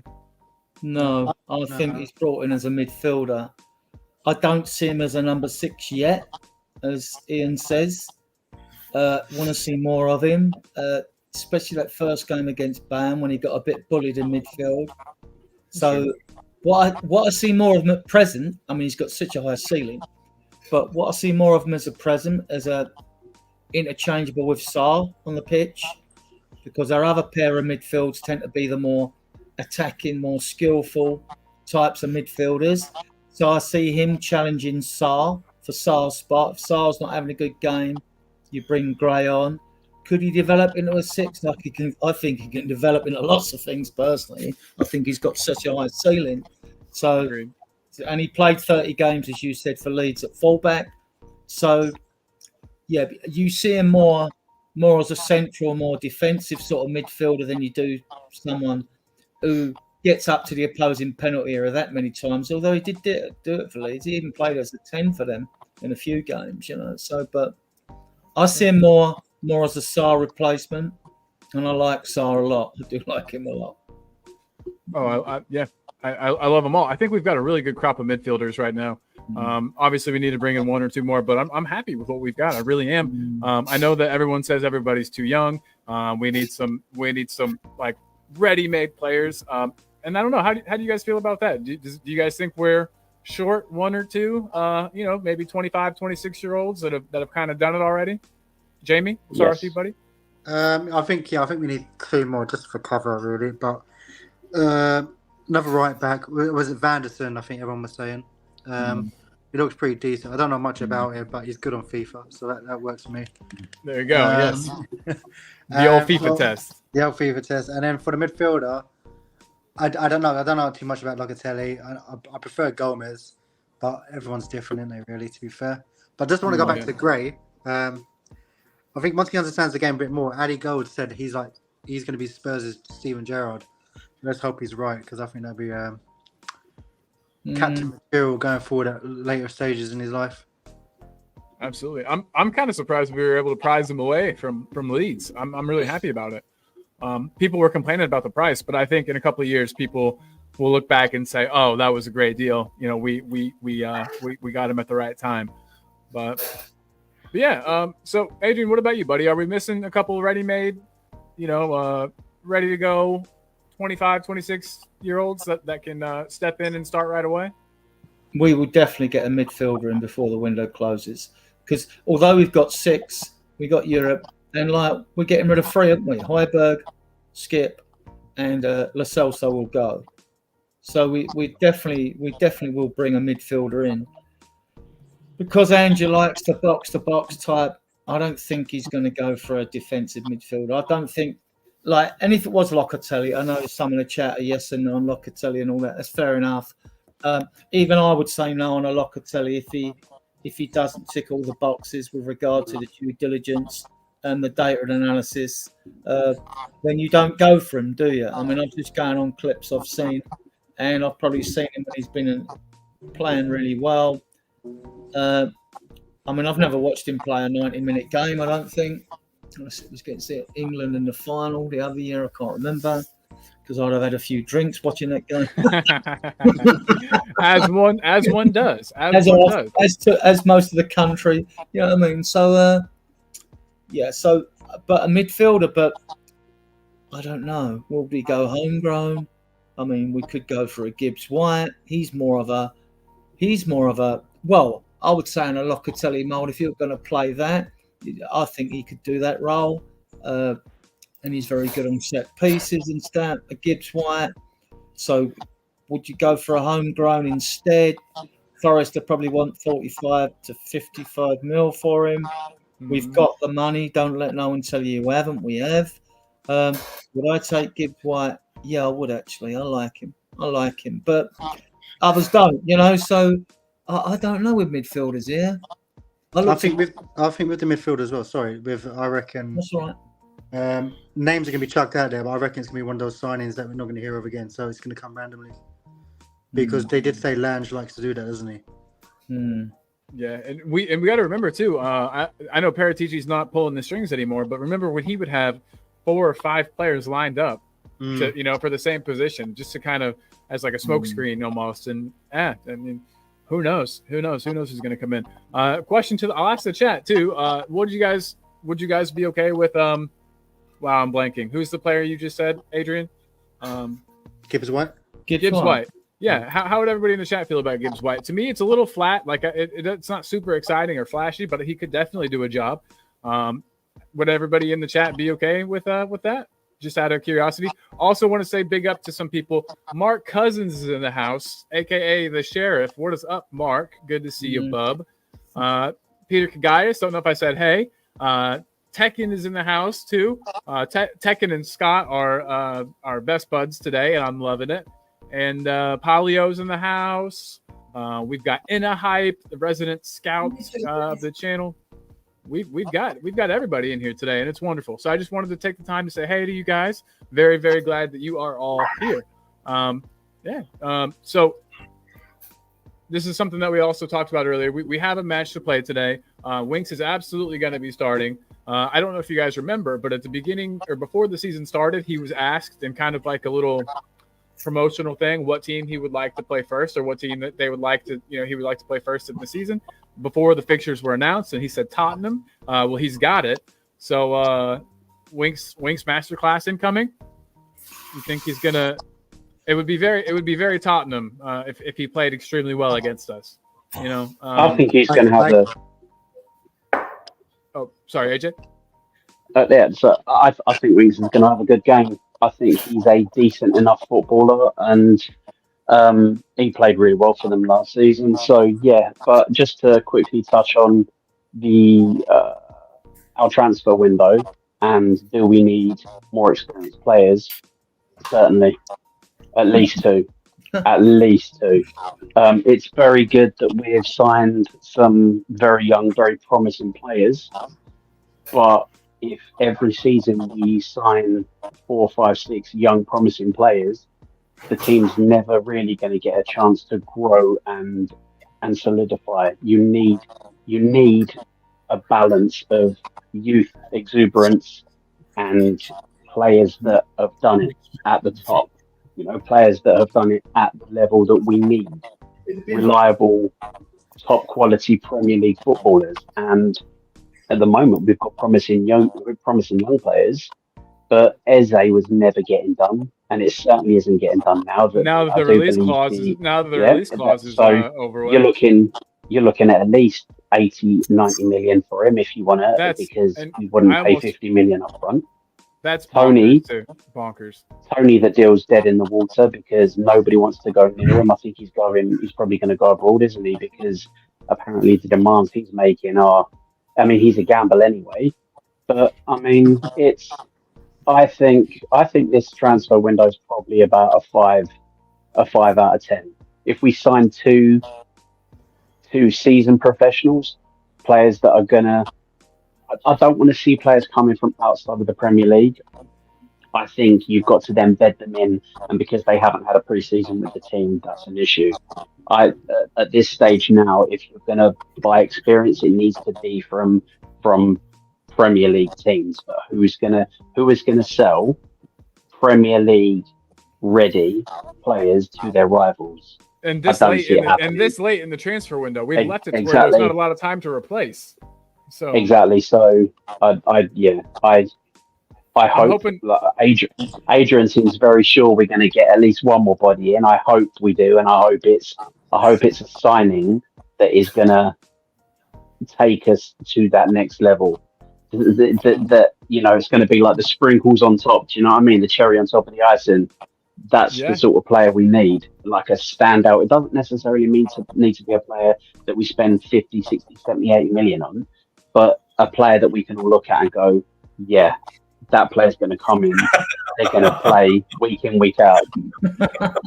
Oh, wow. Yeah. Mark Cousins dropping. Wow. You're a bad boy. I love it. I had to put that up there. Sorry, I was not trying to cut you off with that, AJ. So, AJ, with Premier League midfielders then, I mean, if you list them, it's sort of hard. I mean, I know we've been linked with Jacob Ramsey, and I know we haven't been linked with Morgan Gibbs-White for a few months, to be honest, But Ramsey's been in the frame. And that's about it, isn't it? I mean, and João Gomez, and because there's 2 weeks left in the window, and the press will now know we're in for a midfielder, so we're going to be linked with every name they can come up with now. Like Vanderson's a very strong link in the media now, but it might all be BS, because we got two on the right. We've got Porro and Spence. So I honestly think, and I don't know if you guys agree, left back. You know what I mean personally, but. Let's stick with Spence. I honestly think let's stick with Spence at least until January. Spend that money somewhere else. I think that he's shown enough. And did you hear the comments that Ange had about Spence? Such positive things that he said. He said that if attitude problems were a problem before, that he's never seen it. That that Spence has taken it upon himself to be a model professional. That he doesn't seem to have a hint of any attitude problems. And I think that's great. And if that's the case and he can continue to play at this level, he does need to refine his game a bit more and be better on the defensive side. Most people can have that coached into them, I think that he could. And so I don't know if you guys agree with that. Do you think that we should stick with Spence at right back as our second choice right back? Ian? Sorry, I was distracted there. Sorry, can you give me the question? Sorry, Colin. Something came up on the phone. No, you're good, buddy. So, do you think that we would be okay if we kept Spence as our second choice right back at least until January? Spence. I like Spence. I like Spence. I don't think his problem is ability. I think his problem is attitude. He's come back. He started really well. Again, I started him. I saw him at Tynecastle, and I thought, wow, that's a different Spence, a very different Spence. And he's carried that through all the way through pre-season.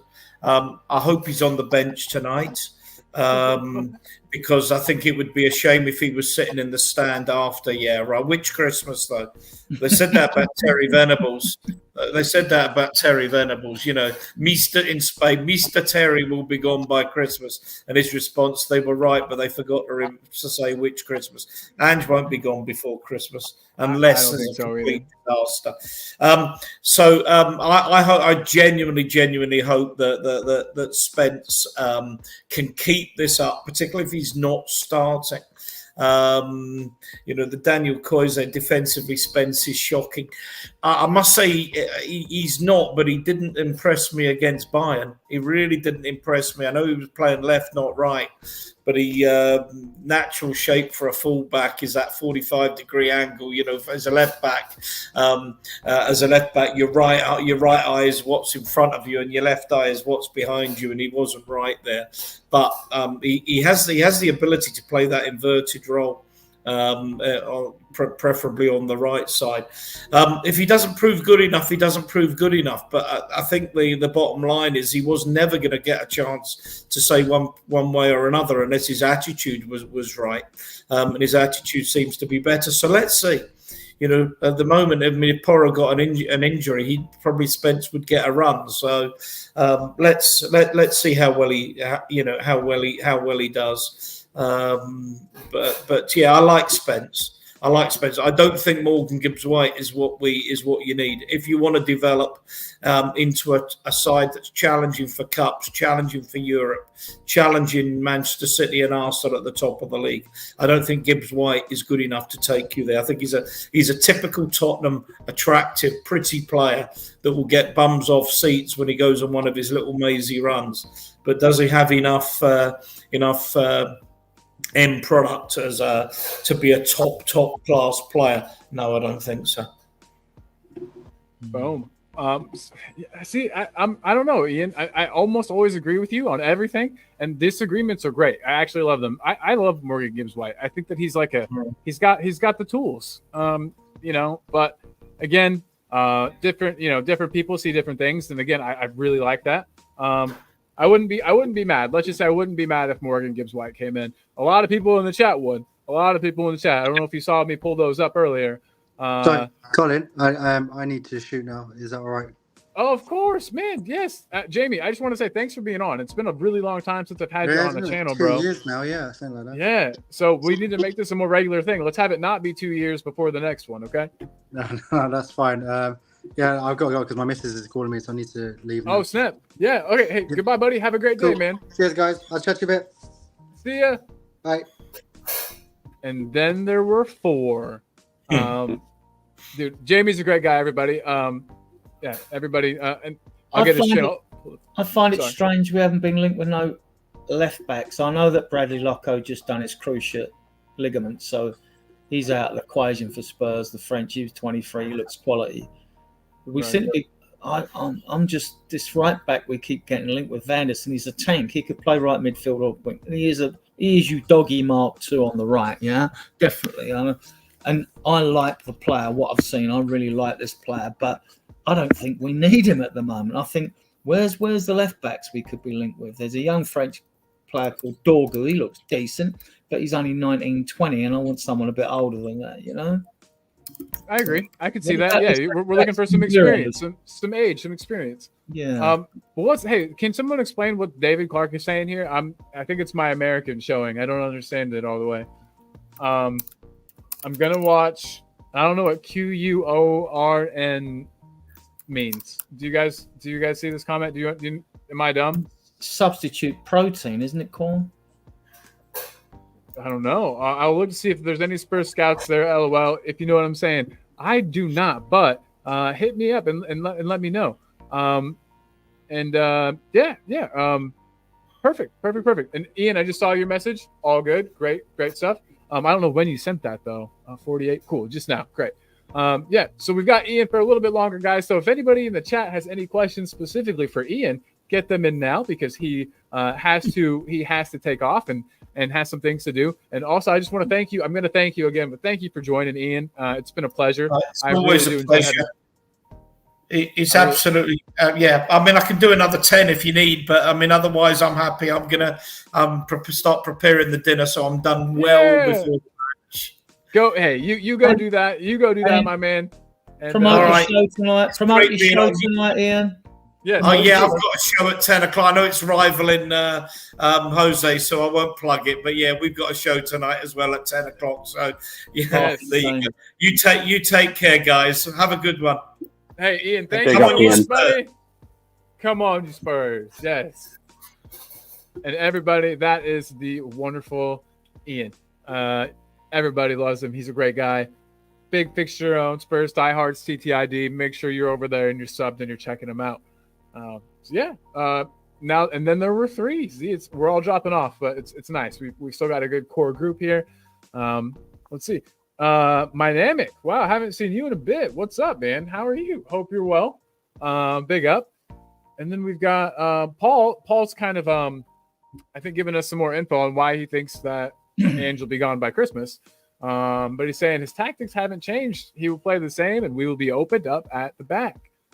We'll wait and see. I mean, we'll just have to wait and see. I think preseason is a poor judge. You know, it's hard to judge anything in preseason. Those matches, to me, don't mean a whole lot. I don't know how you guys feel about preseason matches, but I try not to put too much stake in them or try not to take too much from them because they're about fitness. They're about trying new things. They're about getting players ready. So to me, we'll have to wait and see. I think it's still up for debate. But AJ, do you think that his tactics have changed? Do you think we'll still get carved open at the back like we were last season?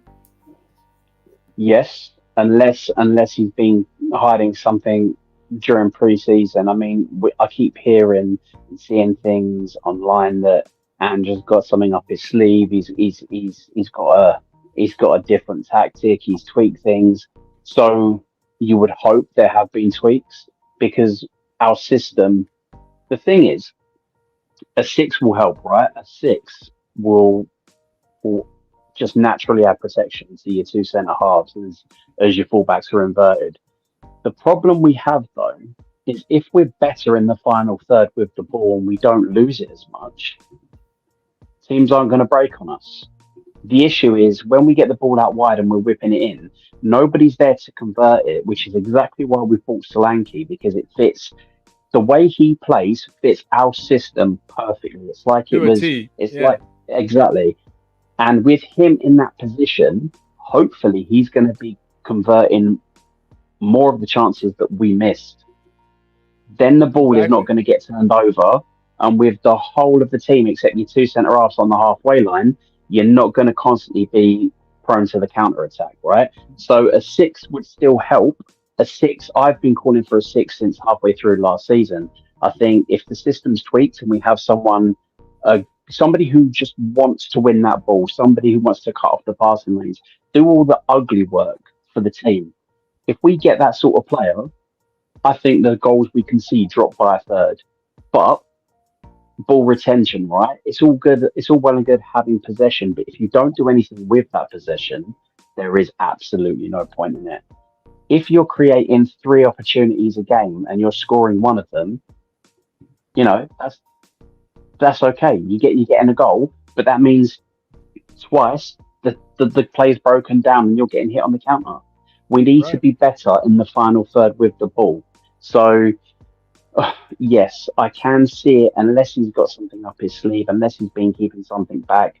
I can see it being an issue, but hopefully with Solanke in the team, and fitting our style, our system, we'll start putting away those crosses that my boy's putting in. Werner, I think Werner's stats are going to go up this season. He's going to have a lot more assists, I believe, just because we've got Solanke in there to finish him off. Exactly. I mean, we'll see. But one thing we can't do, one thing we absolutely cannot do, is go zonal on corners. It just doesn't work. I was saying this on Adrian's show the other night. I can't believe that any professional team would go zonal. Go man for man. Then it's easy to see who has lost their man, who's at fault. Right, you get tighter. You swap players out. You get. There are going to be mismatches, right? But of course, when you're going zonal.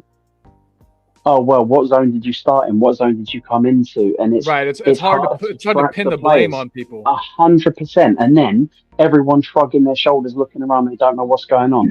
Go man for man. If somebody makes a mistake, it's easier to go, "You've messed up. Get it right," or swap that player out. If you're not physically able to do that job, we'll put someone else. It's easier to sort out an issue if you can see where the problem lies. Yeah, no, I completely agree. Adrian, what do you feel about that? I think that's a really good point that you made, AJ. Do you think that we should switch from our zonal marking to man-to-man? Yeah. Yeah, it should be man to man. Then people have to take responsibility rather than try and say, oh, it's a team collective error. I mean, that's always been rubbish. It's always a rubbish argument, isn't it? And I mean, of course, you defend as a team, but we're talking specifically, you know what I mean, dead ball situations, corners, it should be free kicks, things like that. We've got 6 coaches. It should be sorted out before the game, right? And you do it on height as well. You know, you match height with height, don't you? Or as near as possible. Yeah, and look at this. Mark Cousins agrees. Zonal marking is nonsense, he says. So yeah, absolutely. International Observer, glad you're here, man. I haven't seen you. If you guys don't mind, if you're here and you're new, please hit the like and subscribe if you like the content. I'm trying to get back in can you to go doing to this more often. comment? Of course I can. Boom, here we go. Yeah, Tekken, Alfie Dorrington, right? He had a bad injury, and we won't see him. He can play. He's left centre back. He's really good on the ball for the under-21s. He probably could do a good job at left back as well, but he's not. We're not going to see him for a while, even in the under-21s, because he's recovering from a bad injury. What happened to him? I'm not sure I remember. I think he done his knee. He might be cruciate. That's no good. But at least the surgeries have progressed in that area, and it's not so much like a career killer as it used to be. I can't remember the last time I saw him play for the 21. So he did it. Damn. He did it at least halfway through last season or something, and he won't be back to about September, October or something like that. So then he's got, so I need to get more info on his progress. No, but a good player. I rate him. I rate him as much as Ashley Phillips. I mean, one's right-footed, one's left-footed, but I rate him as much. Actually, I think he's a better passer than Phillips. But yeah. Oh, sorry. Tekken's actually talking about a Luton player. Sorry. I'm not familiar. I'm not familiar with the fella Tekken. Which shows my ignorance. Certainly, if I've seen him play against us when Basuma got sent off, I certainly don't remember him. I was more nervous about whether we're going to win this game or not. Right. No, absolutely. I'm the same. I was the same way. Oh, right. I mean, I don't know what we're doing. I'm surprised we're not linked with left backs. I know we've got Davis for one more year, but we should be planning for a future without him. So I'm surprised we're not linked with a left back. The one thing about Davis is that I feel like the inverted fullback system suits Davis more than a traditional fullback. I don't know how you guys feel about that. Obviously, Davis is past his prime. He was never world class. AJ, how do you feel about Davis? What do you think if we leave Davis as our backup left back? Would you be severely disappointed? I think he's a massive drop off. I think he's athletic.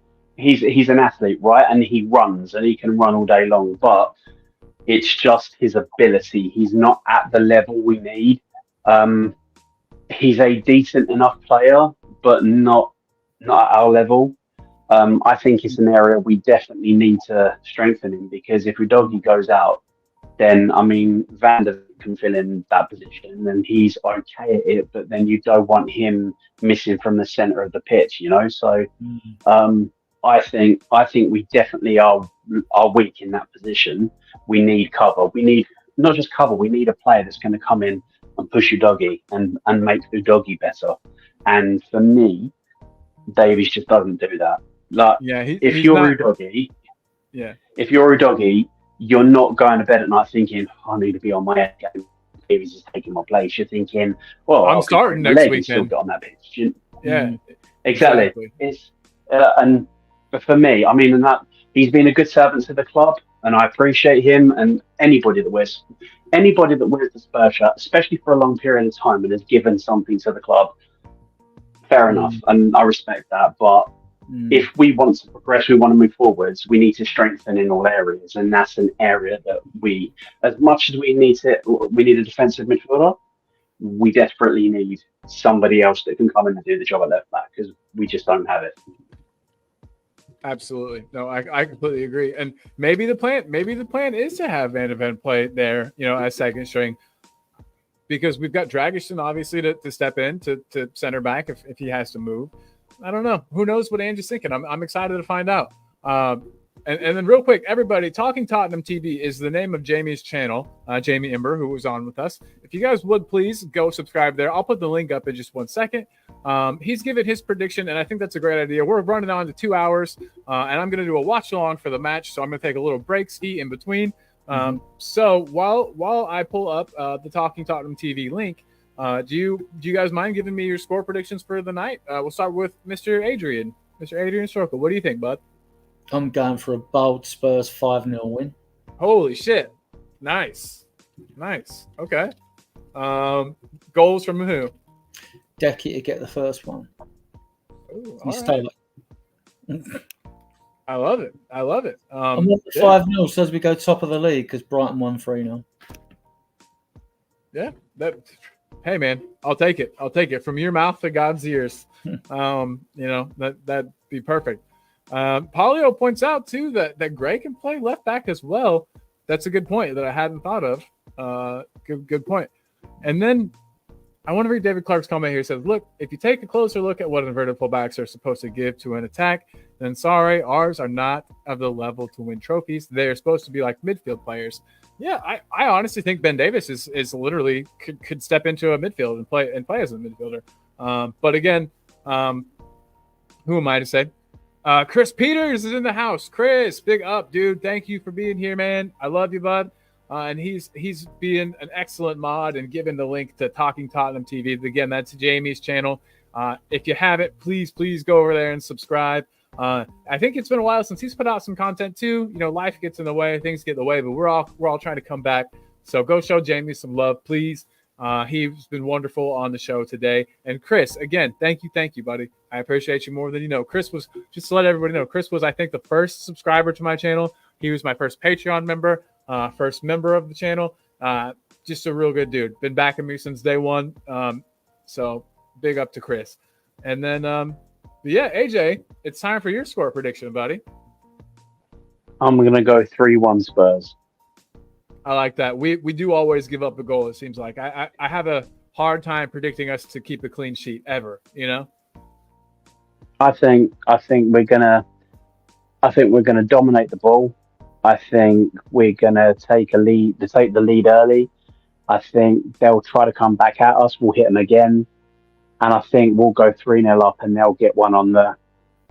Or no, I'll tell you what. We'll go 2-0 up. They'll hit us on the counter as we're pressing to get another one, and then we'll get a third close to the end of the game.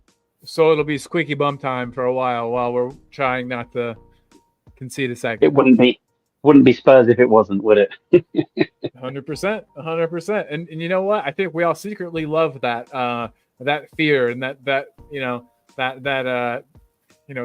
fast heartbeat, the blood pressure going up. It's part of Spurs. You can't change it, and I don't know if I would. Rich is in the house though, saying big up.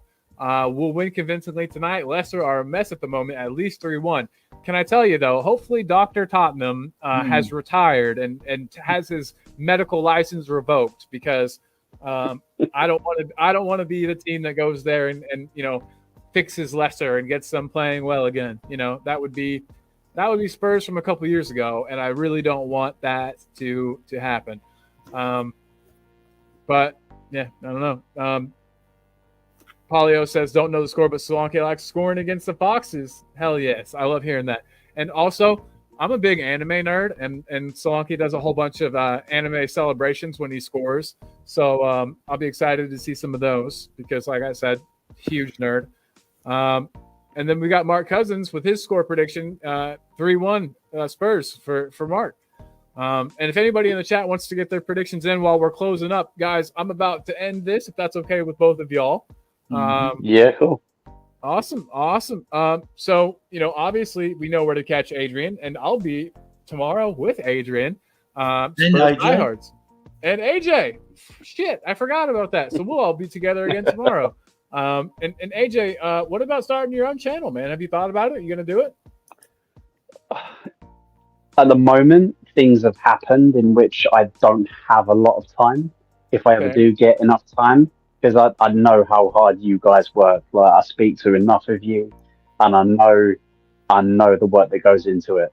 So if I could ever devote that level of patience and time to it, then yeah, possibly. Well, hey, we love having you on as a guest. I think that you've got great things to say. I really love your opinion and points of view on things. So if you had a channel, I'd be your first subscriber, man. You're a great guy. Super duper appreciative of you, man. Oh man, some more comments flooding in. We've got some scores. Oh, real quick. Send me a link for the watch along. Yes, I will absolutely. Tekken says 2-1 to Leicester. Jeez, man. Hopefully you're just trying to do like the anti-jinx. I like it there. And then Polio saying great show, lads. Lovely, lovely, lovely. Well, guys, I will end mine with what I always say. Even more important than Spurs is being good to yourself and being good to those around you. Life is short. A small little thing you do for somebody, even saying, hey, that's a nice shirt. I like your shirt. That could make somebody's entire day. That could save somebody from having a terrible day. Just a tiny little compliment. Unless it's an Arsenal shirt. Hell yes, exactly. but you know what I mean? Just so just be kind to others. It'll all come back to you. It's the world's a cool place. Your kindness kind of comes back. So everybody just be kind. And obviously, come on, you Spurs and Ange, we trust. What about you, Adrian? What's your closing remarks? Come on, you Spurs. Boom. And then AJ, what about you, my guy? I absolutely second what you both have said. So yeah, come on, you Spurs. Let's deal with the Foxes and go top of the league. Boom, boom, boom. Can't get any better than that. Mark Cousins likes my shirt. Thank you. This is actually very old. It's not like a reissue. My mom got it for me off of eBay. So big up to mom. Julie, she's a great person. Mom. She's here most of the time. She's probably busy at work today, but she's a big Spurs fan as well. Good. I turned her. Yeah, it took a while. But she's maybe more into it than I am. But Ryan G says, great show. 3-1 Spurs, and take care all. Peace and love from Audio Artisan. Peace and love to everybody. And I'm going to close it out. I don't have an outro video because I'm dumb. So instead, I will play the Keeper West Ham video because it's hilarious. And we will see you guys next time. And if you want to watch the watch along, let me know, or just come join. The link will be here on my channel. And if you need some place to watch the match, let me know. PM me or whatever. Hit me up on WhatsApp, and I'll help you get a stream. But all right, guys. See you guys later. Bye, everyone.